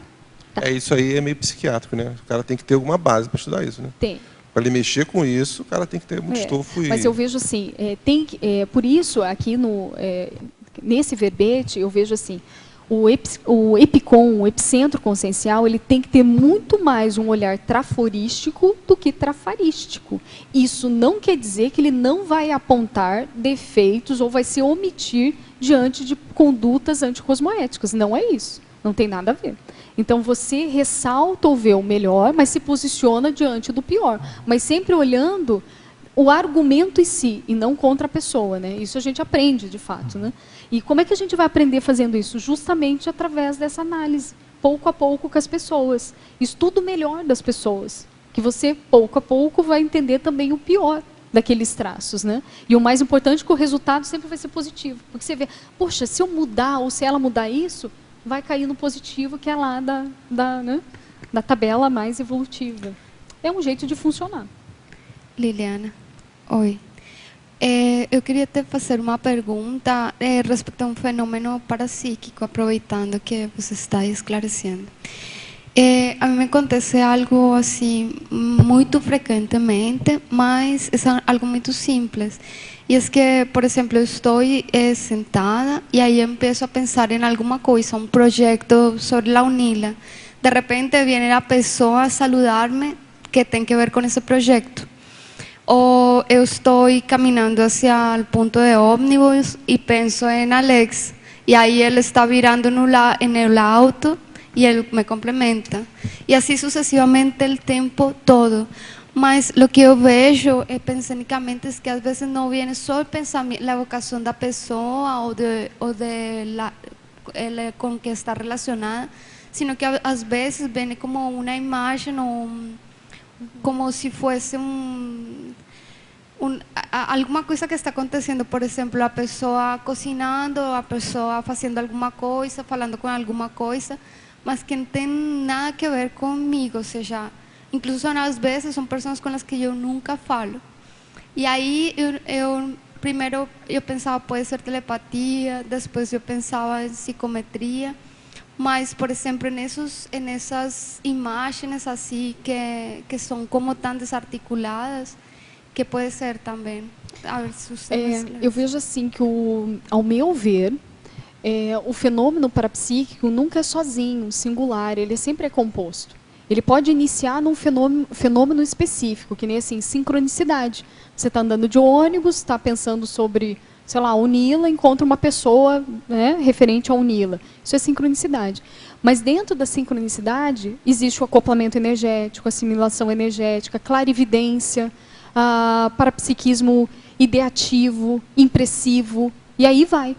Só que eles são tão assim mesclados entre eles, tão compostos, que a gente não consegue diferenciar um do outro, né? Por isso que a classificação do fenômeno é difícil, né? Então eu vejo assim, vale a pena você anotar o que acontece com você de uma maneira bem técnica. E até para você ver o teu jeito, o seu estilo de funcionar do parapsiquismo. Então, tem pessoas que, através de assim, imagens ou símbolos, ela está muito mais vinculada à questão artística, possibilita a ela adentrar no parapsiquismo, adentrar nessa parapercepção. Já aquela pessoa mais técnica, que nem um engenheiro, né, digamos assim, que não tem tanta criatividade. Não estou falando que todos são, né? Estou dando exemplos aqui esporádicos. Estou do lado do engenheiro, que é criativo, né? E do amigo também. Então, né? Outro. Então, estou no meio dos engenheiros, né? Mas assim, dando um exemplo, uma hipótese, né? Então, faz de conta que é uma pessoa que ela usa muitos atributos mentais no sentido de cálculo, né? Então, ele não tem tanta criatividade em si artística, né? Mas é vinculada a essa questão matemática. Para ele, talvez vai vir um fenômeno vinculado a isso. Então, você tem que, ao ver, começar tudo do processo da anotação. Mas o primeiro que eu identifiquei aí em você foi a questão da sincronicidade, né? Você falou de um pensamento positivo e que foi aí desencadeando uma série de fatores, né? Sim. E, por último, por exemplo, o que também me acontece é que quizás tem que ver com isso artístico que você falou, porque vem uma situação na minha cabeça, assim, por exemplo, uma vez eu pensei em Valdo, num restaurante, e alguém, uma menina cantando. Eu pensei nisso, mas parecia mais um devaneio, sabe? O outro dia eu cheguei na Mini e ele falou exatamente isso, que ele esteve num restaurante, cantou uma menina que é da conscienciologia, não sei o quê. E aí eu pensava, hasta onde esse check-up pensênico que você fala é assim, bem sutil, porque para mim todo isso, eu só estou dando conta aqui na conscienciologia que isso tem algum traço de parapsiquismo, quizás muito jejum, me entende? Porque parece um devaneio, mas eu já he comprovado que acontece. E aí como, não sei, como diferença, como utilizar. Mas existe o parapsiquismo ideativo, né, das ideias. Então, tem uma modalidade de maneiras de se perceber a multidimensionalidade. Está tudo certo com isso. A questão é como que nós podemos nos profissionalizar nisso. Então, eu vejo assim, primeiro passo, eu estou ficando bem redundante aqui, né? Eu vejo assim, se você verificar a sua pensenidade, e se por acaso você identificar pensamentos saltuários, devaneios que não são identificados, assim, que nem não são comprovados, você vai anotando. Até o devaneio a gente estuda, gente. Ele faz parte da nossa pesquisa, não tem problema nenhum. Por que a gente vai tirar o devaneio da pesquisa? Mas anota o devaneio. Aí faz de conta assim, na primeira hipótese é um devaneio, né? Aí você vai vendo durante o dia se acontece alguma coisa, não é isso? No seu caso, você falou que comprovou algumas situações, alguns fatos. Então, isso a gente tem uma margem maior de se ter realmente um parapsiquismo ideativo, que você tem aí uma clarividência, isso é uma modalidade também de clarividência, né? E assim por diante. Então, mas eu vejo que a base está na identificação. Então, através da identificação de como que você pensa, das suas tendências, você consegue identificar o seu perfil parapsíquico. E como cada um de nós somos singulares, por isso dessa necessidade de aprofundar a nossa autopesquisa, porque o meu parapsiquismo não é igual ao seu. Isso não tem nada de errado. São complementares, isso é positivo, né? Então a gente tem que estar seguro dessa ferramenta que está conosco, né? É nesse sentido. Mas muito boa a sua percepção, né? Você comprovou algumas vivências, né? Lília, aqui na parafatologia, na 4ª linha, você coloca as aparições particulares de consciex, confirmando o andamento do trabalho assistencial. E na efetologia, na 3ª linha, você coloca o efeito desassediador das reuniões extrafísicas prévias. Você poderia fazer esse contexto? Sim.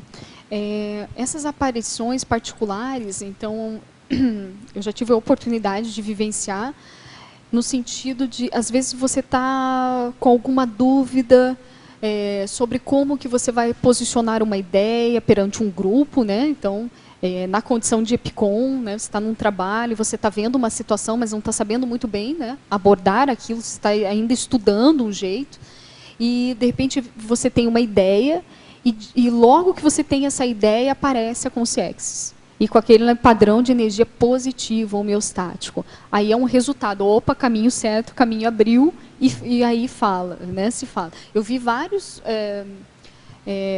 EPICONs, né, comentando nesse sentido dessas parapercepções, e também o contrário. Às vezes você viu ali um monte, você fez um diagnóstico do grupo, você está vendo que o negócio está andando para um lado, né? Aí você vai se posicionar, né? Você vai lá, coloca energia, vai se posicionar, vem a consciência. Para, você fica vai voltando, né? Porque não era o melhor momento naquela situação. E depois isso já aconteceu comigo, e eu tive a oportunidade de acompanhar uma outra reunião, e que se daí foi possível falar, e foi muito mais tranquilo para o grupo. Se eu tivesse feito isso antes, não ia ser daquela maneira, não ia ser bem compreendida. Então, isso eu acho bem interessante, essa conexão. Só que isso é a necessidade da pessoa ficar atenta. Se nesse momento eu tivesse pensado só em mim, no que eu pensei como correto, provavelmente eu não ia estar conectado com o amparo, com aquela consciência. É nisso, eu só estou trazendo isso no sentido da gente pensar dentro das nossas vivências o quanto que a gente ainda não se manifesta simplesmente por nossas convicções íntimas, sem pensar nas consequências do grupo, se aquilo é melhor para o grupo ou não, porque às vezes é bom para você, dentro, por mais cosmoética que seja, né? Mas assim, o que aquilo traz de consequências? Qual que é a intenção de fato nisso? Porque a natureza humana não falha, né? A gente é muito mais defensivo quando a gente acha que é o correto, né? Ou quando está errado, que apontar. E muitas vezes, nesse momento, falta ponderação. E é nesse momento que a gente tem que usar nossas cláusulas de cosmoética. É na hora do vamos ver, né? Que nos momentos fáceis é muito mais tranquilo. E quanto ao outro que você perguntou, o efeito, né? Das reuniões, né? Cadê aqui? Que eu não estou achando. É isso. O efeito desassediador das reuniões extrafísicas prévias. Eu tive a oportunidade de acompanhar um trabalho da Unicim, isso há um tempo atrás, que seja alguns anos atrás, tá? E no momento em que envolvia a acariação, foi interessante que algumas pessoas do grupo que estava participando desse contexto de acariação, né, que iam mediar um contexto, um conflito dentro da própria CCCI, tiveram projeções onde os amparadores assim, estavam, assim, realmente um grupo grande de amparadores estavam orientando esse trabalho.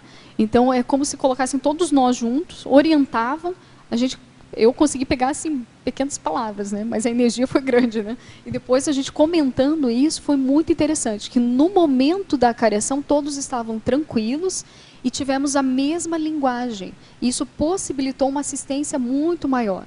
Então, é um momento assim, de não desprezar o parapsiquismo diante dessas acariações, mediações, né? Para ver o limite também do outro, limite até de saúde, né? Saúde psíquica, né? do outro, as questões de assédio. Então, aí a gente interpreta o quê? Que essas reuniões extrafísicas prévias foram retirados os assediadores previamente, ficou aqueles mais, né, aqueles mais leves, né, os maiores foram retirados, encapsulados, e ali foi paulatinamente foram feitos aí os encaminhamentos, né?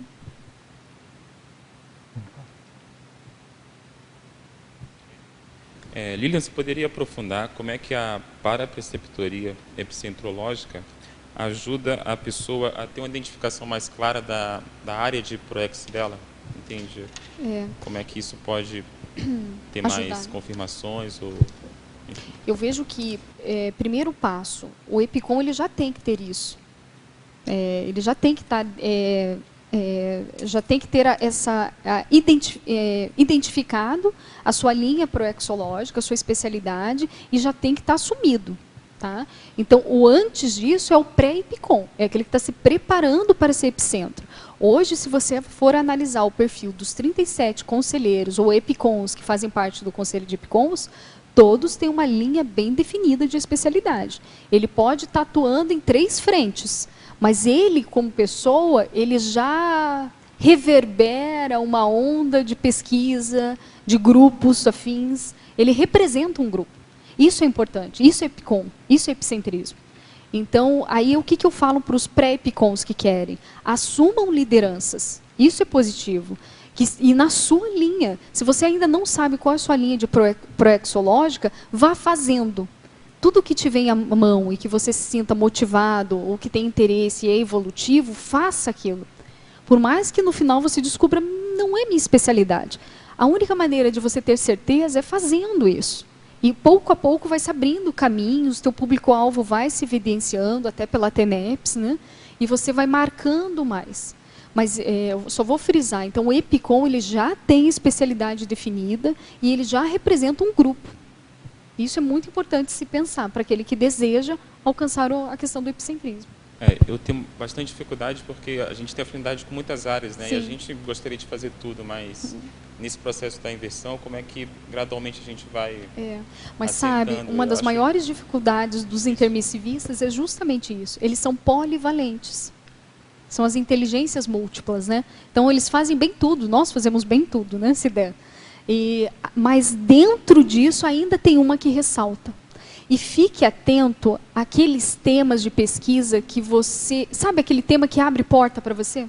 Você nem está esperando, de repente você faz algo naquela temática, daí de repente você já apresenta um artigo, que já apresenta um verbete, que você já vai para um seminário, abra o olho, porque está abrindo portas para você.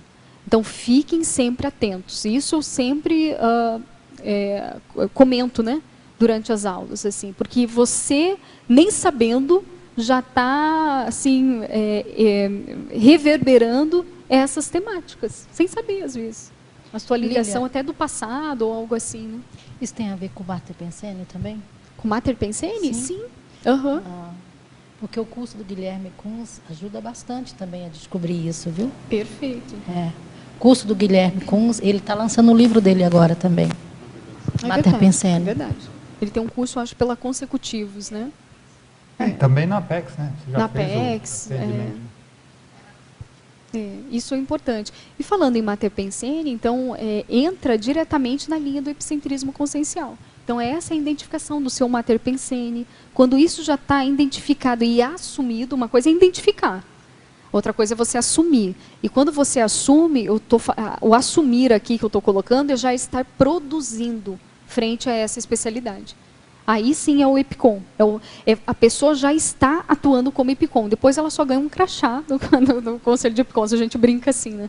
A pessoa ela já tem que estar atuando dentro dessas frentes, né, de liderança. Vamos continuar aqui com o nosso teletertuliano da Paraíba, que ele continua perguntando se você poderia comentar alguma técnica de rememoração do curso intermissivo, embora não tenha muito a ver com o tema. Olha, técnica de curso intermissivo, o que eu vejo? Deixa eu lembrar aqui. Deixa eu lembrar do curso intermissivo. Eu vejo assim, que uma técnica é você ler muito sobre a questão do curso intermissivo.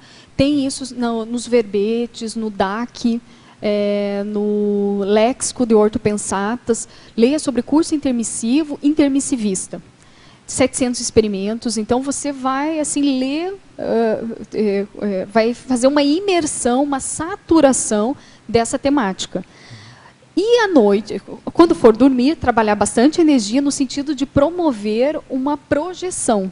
Às vezes, a gente não consegue a projeção em si, mas já vem ideias. É como se ampliasse a nossa para-percepção, né, sobre algumas ideias, assim, algumas rememorações e assim por diante. Só que você tem que fazer isso não uma vez, várias vezes. E principalmente uma atrás da outra. Então, eu vejo assim, tira uma semana para fazer essa técnica.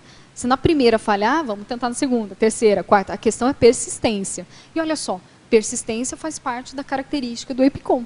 Né? Então, é assim que a gente desenvolve habilidades. Né? Talvez pode ajudar também a reflexão de 5 horas. Isso, ele pode perfeito. Pensar laboratórios, né? Nos laboratórios. Tem laboratório do curso intermissivo em Saquarema, né? No Rio de Janeiro, no campus de Saquarema. E, se não me engano, na Aracê. Agora ele pergunta se existe alguma instituição conscienciológica na Paraíba. A mim, você me perdoa, veio mais uma ideia. No sentido, tem o balanço existencial, que vai ser, eu acho que março do ano que vem, e como no carnaval, né? E que, como eles remetem muito à programação existencial, a gente está trabalhando diretamente as cláusulas da PROEXs, né? Tarefas proexológicas. Esses cursos que são imersão proexológicos auxiliam na recuperação de cons intermissivos. Só isso. Até os cursos de campo, né? Isso, CP2, tudo. Complementário, sempre ajuda. Então, ele está perguntando se existe alguma instituição conscienciológica na Paraíba. Eu acho que a mais perto é Intercamp. Tem João Pessoa? Então você procura aqui... Porque é Natal da informação geral. Sim, então olha aqui, a Intercamp tem Natal... Aqui tem um telefone, 84 prefixo, 3211-3126. Em João Pessoa tem um telefone aqui, 83, o prefixo, 9922-9816. Mas qualquer coisa você pode entrar também no site da Intercamp, né, e pode encontrar também, né? Agora tem aqui não é bem uma pergunta, uma moça aqui está mais comentando o caso dela.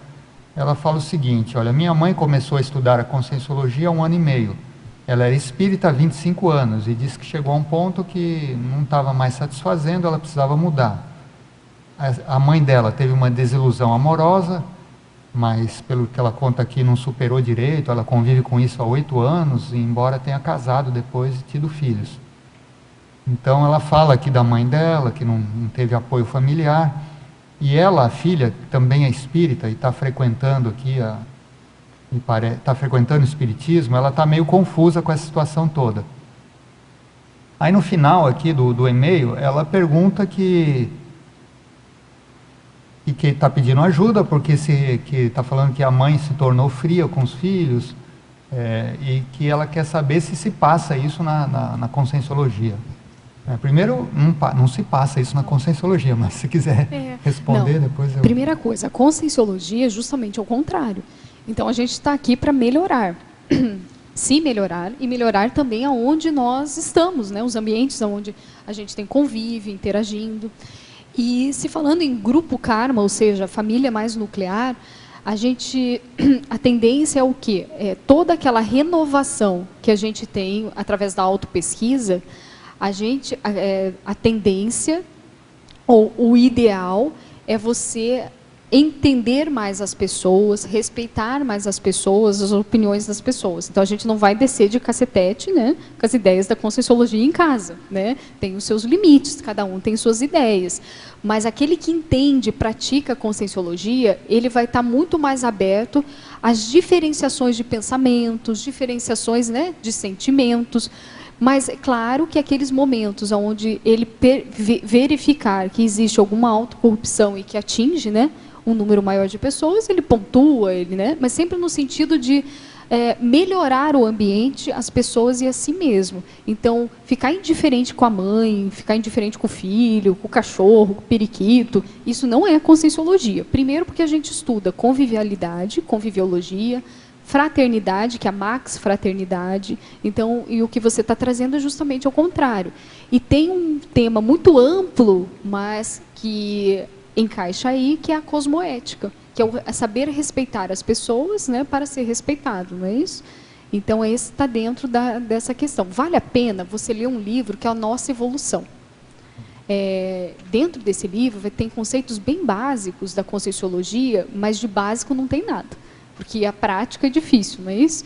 Então, vale a pena também você entender a sua mãe. Ela deve estar passando por gargalos aí que a gente nem imagina, né? E que todos nós passamos, né? Nesse momento, um diálogo franco, de sentar sem um assim querer dizer quem que é a culpa do outro, de quem começou, né, o atrito, mas assim, sentar com a maior tranquilidade, porque vocês são, pelo que eu estou vendo, é mãe e filha, não é isso? Sentar com a tranquilidade e falar, poxa mãe, não gosto quando você faz isso me ocasiona um sentimento ruim. O que eu posso ajudar? Sou eu que estou te prejudicando? Então, no momento que a gente verbaliza isso com sinceridade, a pessoa também vai trazer, talvez, coisas que você nem imagina, que ela está passando também ali na cabeça dela, deve estar passando pensamentos, né, que ela também não deve estar conseguindo trabalhar com isso, e possivelmente é por isso que está com essa defesa. Mas aqui são hipóteses que eu estou colocando. Então, isso que eu estou falando, isso a gente, no momento que a gente fala de uma maneira sincera, sem querer culpar alguém ou nada disso, mas entender a situação para auxiliar, isso é cosmoética na prática, né?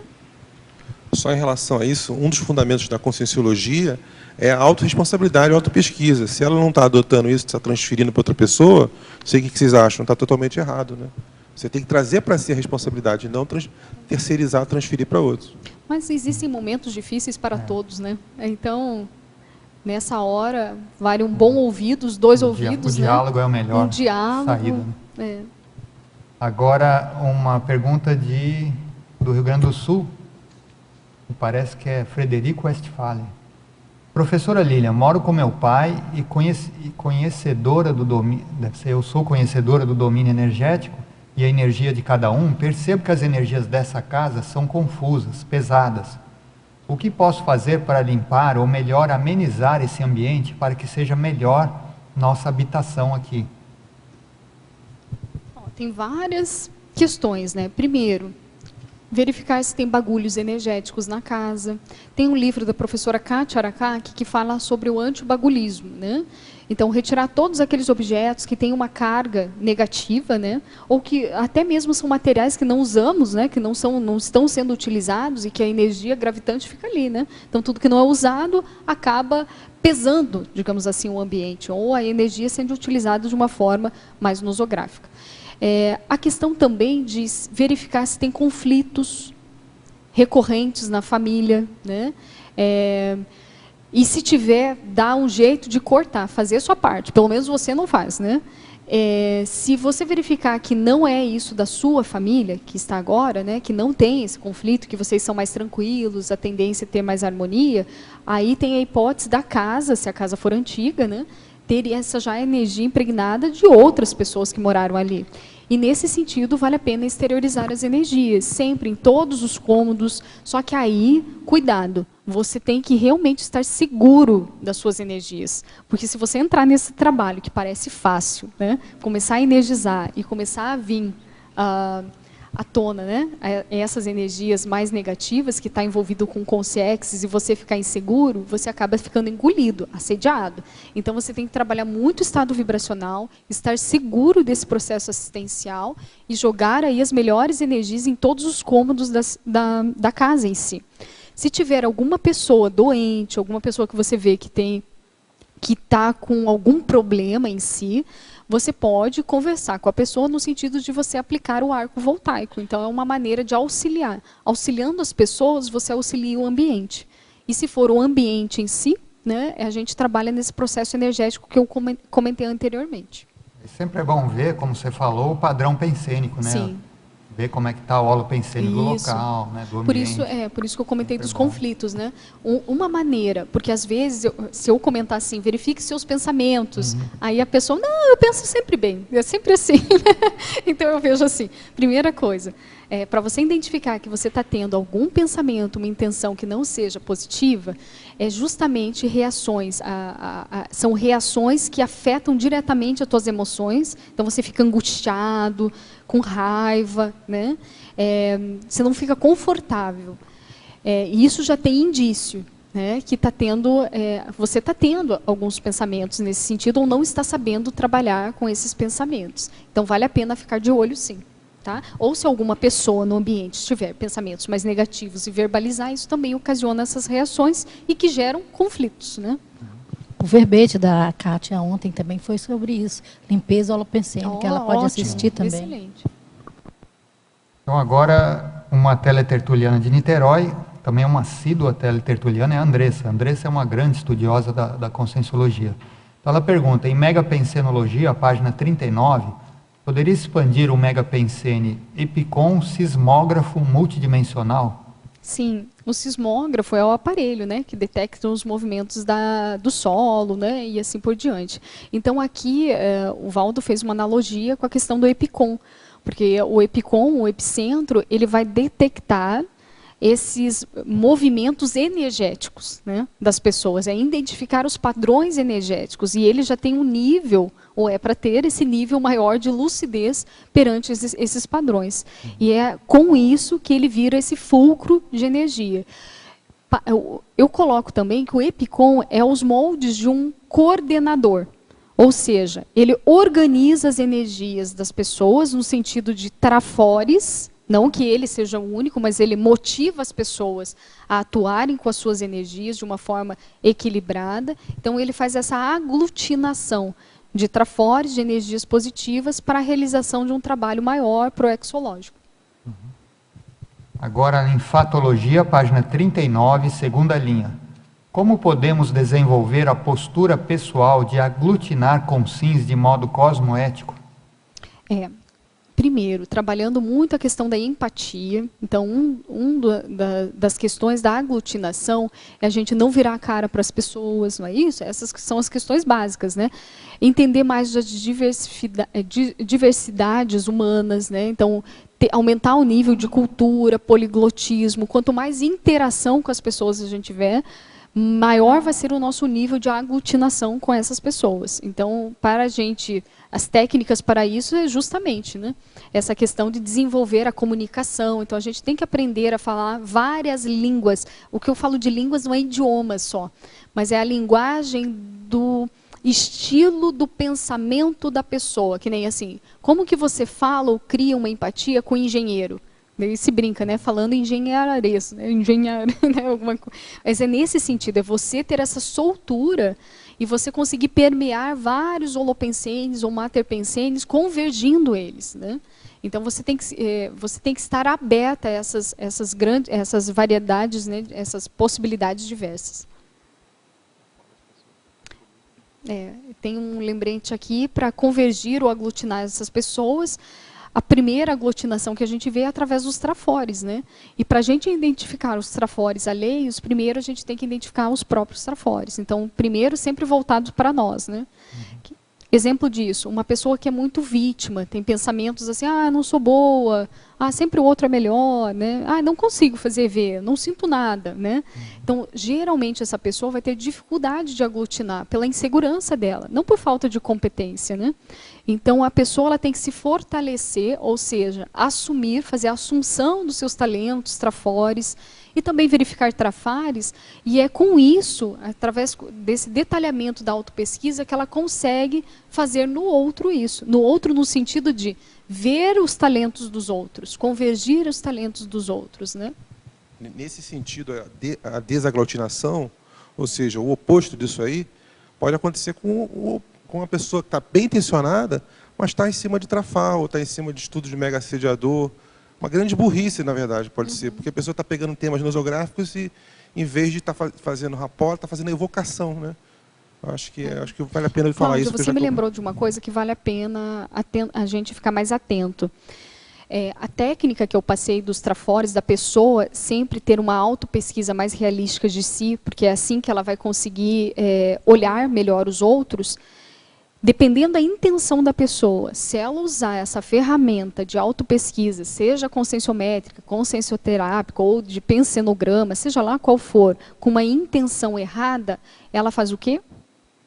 ela acaba com as pessoas que estão ao seu redor, que é o estupro evolutivo, não é isso? E isso não aglutina, isso desaglutina, né? Então, olha só, as técnicas são eficazes, mas como que nós usamos essas técnicas, né? Então, aí vem de novo, qual que é a intenção disso?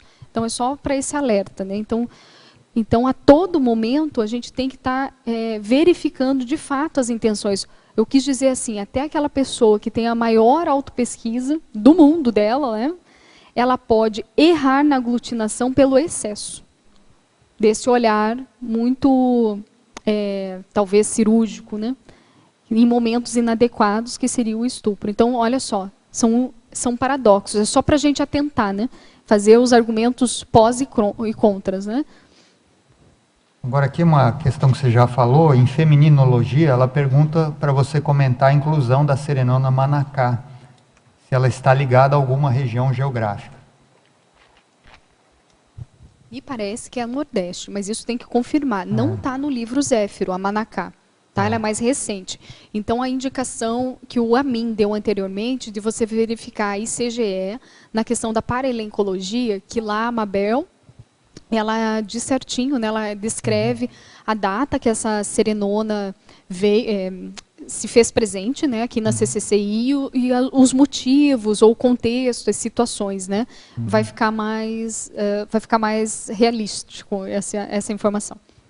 Também aqui em taxologia, você já comentou, mas ela pede para você comentar o item 12, escrutínio da intraconsciencialidade.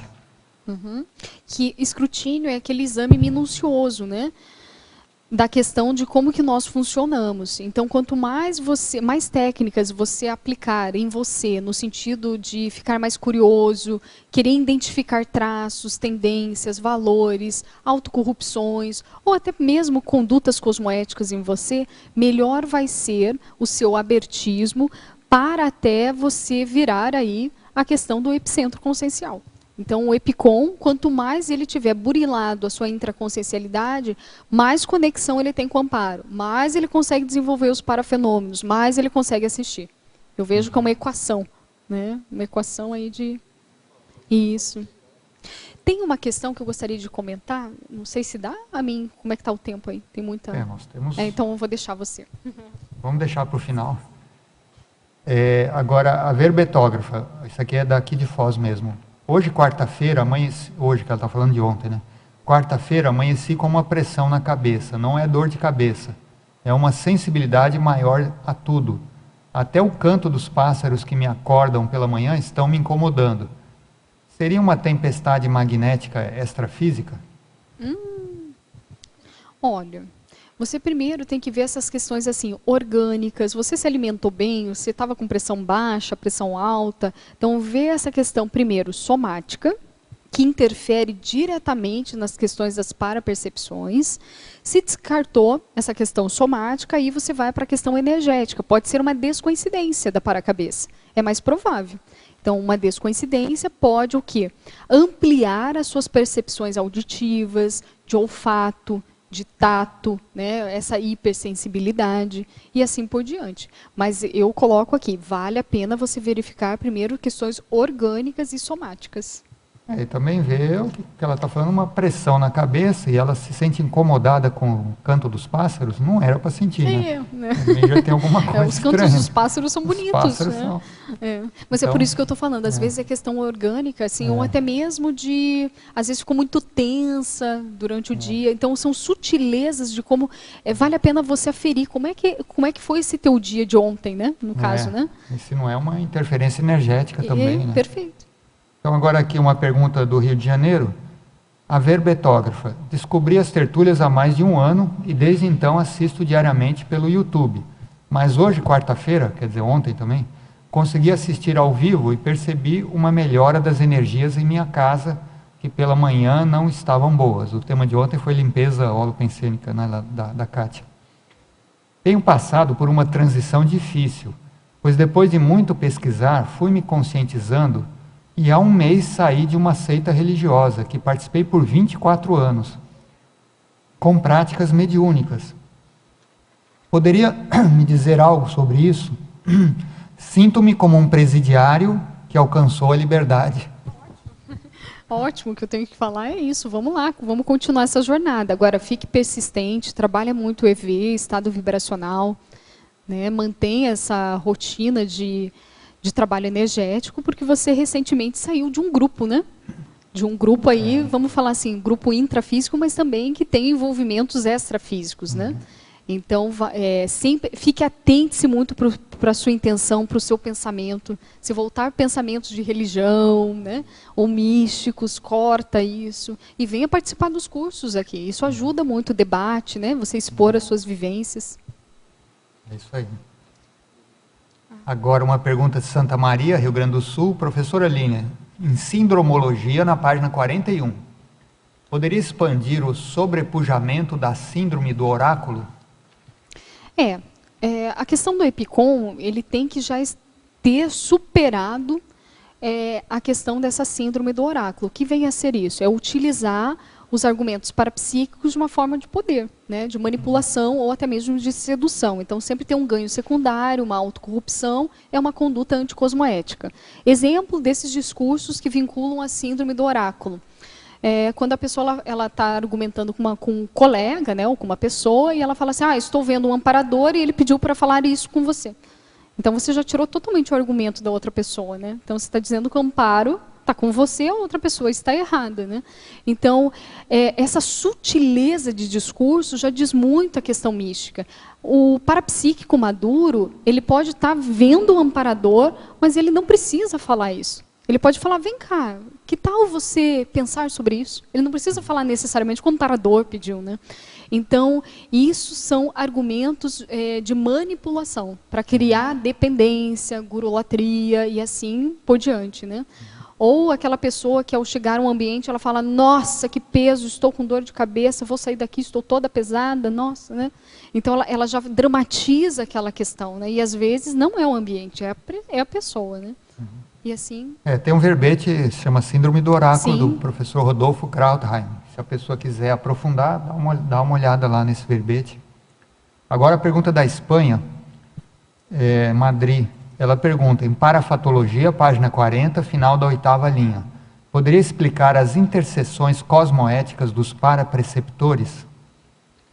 Está na parafatologia, Min? Parafatologia, página 40, final da 8ª linha. É a questão dos amparadores, às vezes, fazer a intervenção na questão do EPICOM. Então, às vezes, ali, o EPICOM não está num bom dia, está tendo pensamentos ou uma intenção que não está muito cosmoética, devido a situações que ocorreram em sua vida. E ele vai, se ele se posicionar diante desse contexto dele, momentâneo, ele vai errar mais. E nesses casos, se ele vai trabalhar em grupos, a gente está falando de EPICOM no sentido de trabalhar em grupos, né? Então, se o EPICOM estiver nesse momento e precisa trabalhar com um grupo específico, muitas vezes o amparo se coloca e freia. Tipo, fica quieto, não bloqueia, né? Fica para diminuir os erros, né? E muitas vezes aí esse EPICOM aí tem insights, ideias para fazer laboratórios, para fazer uma preceptoria, uma parapreceptoria, assim sucessivamente, né? Ficar mais atento à TENEPS. Então, olha só, EPICOM também erra. EPICOM também tem dificuldades. EPICOM também tem pensinidades a melhorar. Então, isso é somente um nível evolutivo, uma representação. E olha só, dentro da escala evolutiva, cada um daqueles itens da escala tem nuances, não é engessado. Então, do tenepsista, tem o tenepsista jejuno, médio, até chegar ao veterano, não é isso?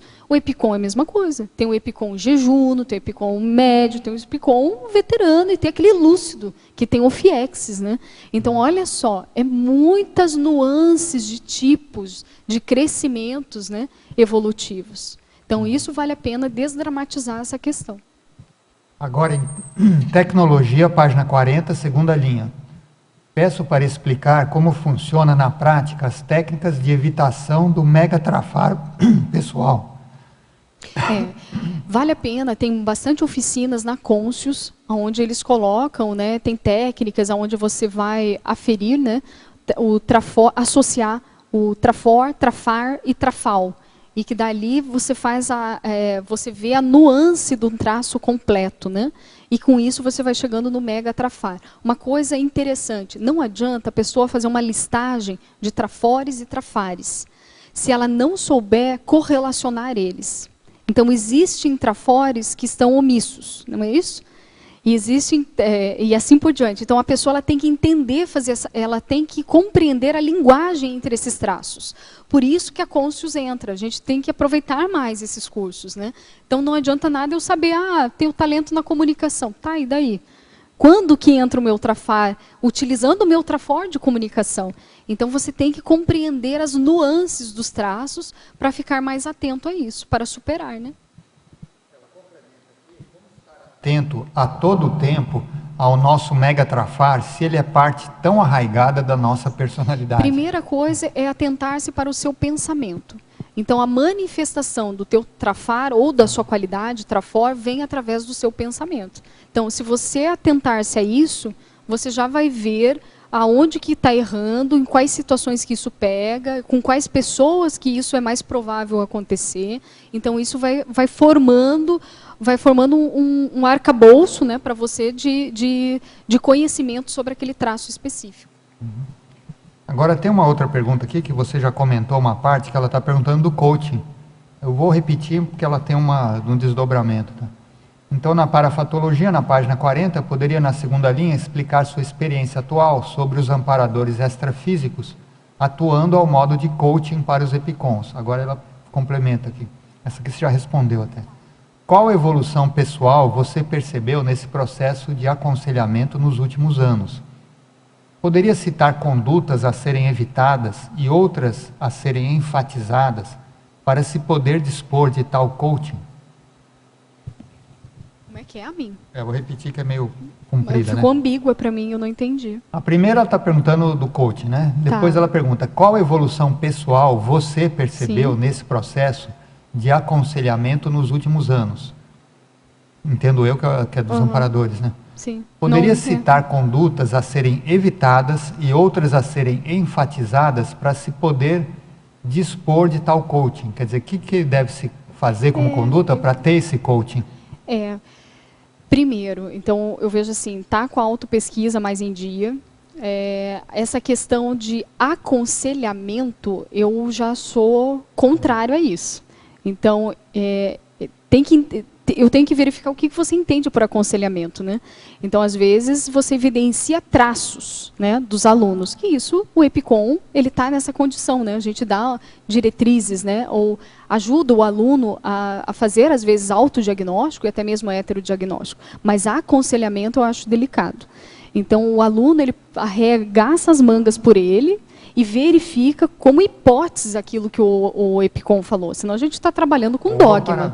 Ou com amparador. Eu estou falando mais do EPICON falando com o aluno, que parece que eu entendi assim. Eu acho que ela está querendo entender mais a linha no do caso coaching, do amparador é a mesma coisa. Né? Então, o EPICON, assim, vale a pena. Assim, quando você fala questionar as informações que vêm da multidimensionalidade, não tem problema nenhum você questionar também o amparo. Teve uma vez que o Valdo falou assim, que ele pergunta, né? Mas por que isso, amparador, né? Que ele questionava, mas como? Então, esse diálogo saudável, isso nos faz crescer. Então, você não aceita de pronto ou sem saber, né? Então, isso é importante para aumentar essa conexão e até mesmo essa amizade evolutiva, né? De respeito evolutivo. Eu acho que talvez ela tenha confundido, o coaching não é um aconselhamento, né? É uma orientação não, só. É uma orientação, que você pode acatar ou não, né? Por isso que é um... E o trabalho do amparador, eu vejo que ele não é de... ele respeita a pessoa, o EPICON no caso. Então ele vai falar a mesma linguagem e é uma amizade que se forma ali. É como um diálogo, né? Que ele tem ali, essa aproximação maior, né? No caso do EPICON. Então, agora, de Goiânia, ele pergunta, professora Lilian, em parafatologia, na página 40, terceira linha de baixo para cima, explique as sincronicidades evidenciando a paradidática dos amparadores extrafísicos. Que são quando o EPICOM ele vai fazer um trabalho interassistencial para um grupo de pessoas. Às vezes ele está tendo uma ideia de uma abordagem específica para esse grupo. Às vezes, dentro disso, ele está com dúvida de qual seria a melhor abordagem e, diante disso, começa a aparecer esse fenômeno de sincronicidade como uma comprovação para o EPICOM que ele está no caminho certo, que ele pode abordar naquela situação, naquele momento, né, para aquelas pessoas. Agora, em parafatologia, na página 40 também, só que na quarta linha, gostaria que elucidasse o emprego indubitável da sinalética parapsíquica. A questão do desenvolvimento da sinalética é essencial para o EPICOM. Então, eu vejo assim que o EPICOM ele já tem que estar assim, ele já tem que ter discriminado, ele já tem que estar seguro com a sua sinalética energética parapsíquica, pelo menos em algumas, né? Existem várias sinaléticas, né? Mas aquelas principais, de pelo menos identificar amparo e assédio, já tem que estar seguro desse processo, para você trabalhar num nível mais aprofundado, com o parapsiquismo e com as pessoas. Porque, ora, o EPICOM ele trabalha no treinamento de outras pessoas para desenvolver habilidades parapsíquicas. Então, a gente está vendo assim, tem que ter um veteranismo em alguns processos. E isso é um pré-requisito, né, para a questão do EPICOM. Agora, uma pergunta de Niterói, do Carlos Daniel, que ele e a dupla dele, a Érica, eram de Piranguinho e mudaram para Niterói. Também são grandes estudiosos da Conscienciologia. Então, ele pergunta se esse processo de parapreceptoria também ocorre no início da docência ou é característico de um nível mais avançado dentro do processo assistencial.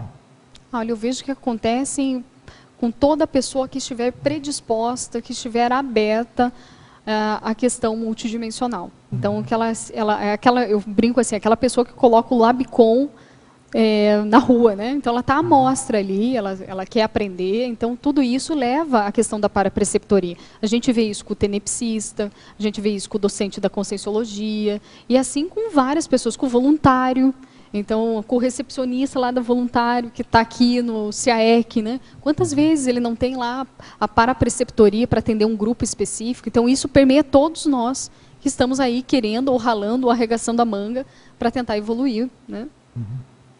Bom, Lília, nós estamos chegando ao final aqui. Você gostaria de colocar mais alguma coisa, complementar alguma coisa que não foi abordada? Eu gostaria de colocar aqui, aqueles que têm, eu comentei muito da questão da pensenologia, eu e o Everaldo Bergonzini, a gente está fazendo uma preceptoria em ortopensenidade no laboratório da autopensenologia aqui no CAEC. E todo o recurso financeiro é destinado à construção do laboratório das dinâmicas parapsíquicas.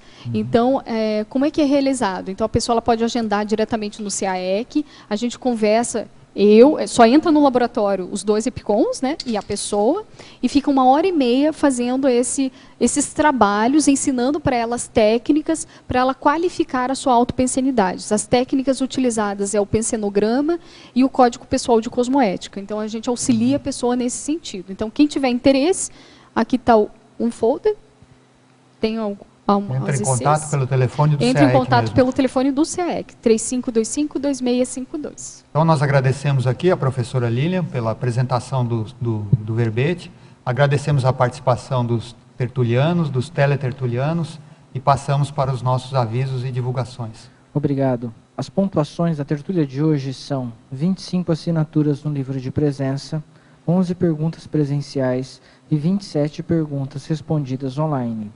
Hoje teremos 5 recados. O Márcio com curso de posicionamento cosmoético, o Cleverson com ECP1, a Dalva com curso holotecologia, Patrícia com acoplamentárium e a Nilce com curso de imersão em conscienciometria. Boa tarde a todos. Nós queremos convidar todas as pessoas interessadas na vivência da autocosmoética para o curso que vai ser realizado no próximo sábado com o professor Regson Alves, Posicionamento Cosmoético, Instrumento Evolutivo. Nesse curso serão tratados alguns temas importantes e alguns tópicos, como, por exemplo, qual a importância de se posicionar cosmoeticamente? Quais os facilitadores e dificultadores desse processo? As suas consequências o que é autoencapsulamento nesse processo, bem como trabalhar também as estratégias para se trabalhar e superar a omissão deficitária. Esse curso vai ser realizado no Polo Discernimento, na sala 104 do Cosmo Eticarium. Quem desejar participar do curso pode fazer contato através do e-mail contato cosmoético, cosmoetos.org.br ou pelo telefone 91 29 41 22. 91 29 41 22. Muito obrigado.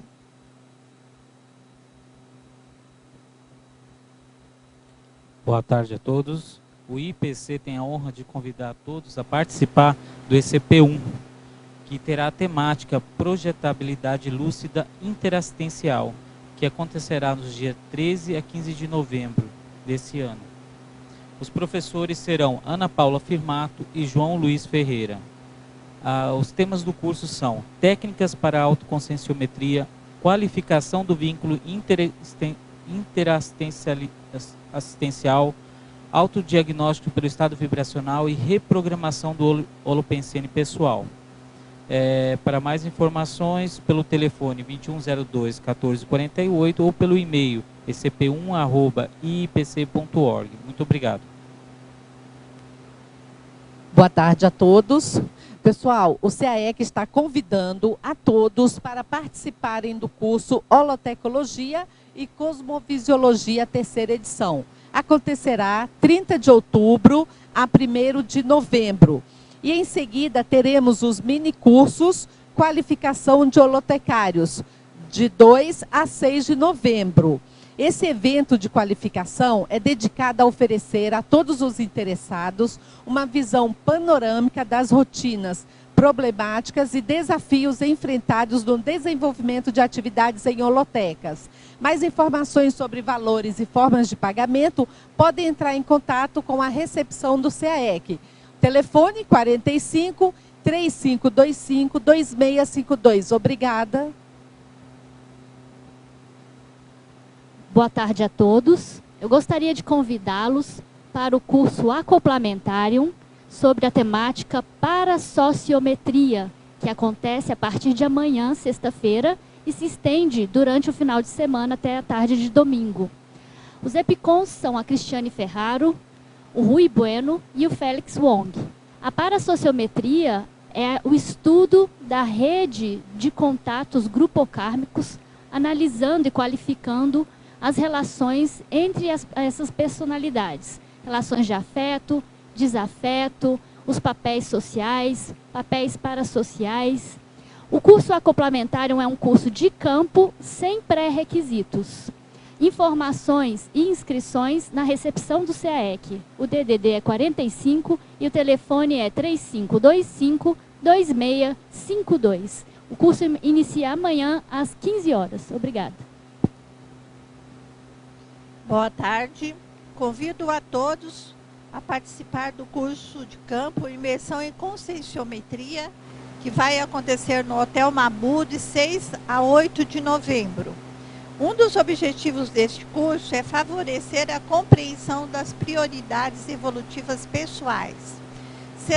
Para isso, será realizado 2 campos, no sábado e no domingo pela manhã, com 4 EPICONs atuando nesses 2 campos, e serão fornecidos 3 workshops que acontecerão no período da tarde de sexta-feira, na tarde do sábado e na noite do sábado. Em um dos workshops será trabalhado a correlação entre trafores, trafares e trafais. Em um outro workshop será trabalhado a questão da compreensão dos veículos de manifestação e inter-relação entre entre todos eles. E um outro workshop visando ampliar a lucidez e favorecer a ficha evolutiva pessoal. Então, convidamos a todos. Para maiores informações, podem entrar em contato pelo telefone da Conscius, DDD 45 2102 1460. Obrigada.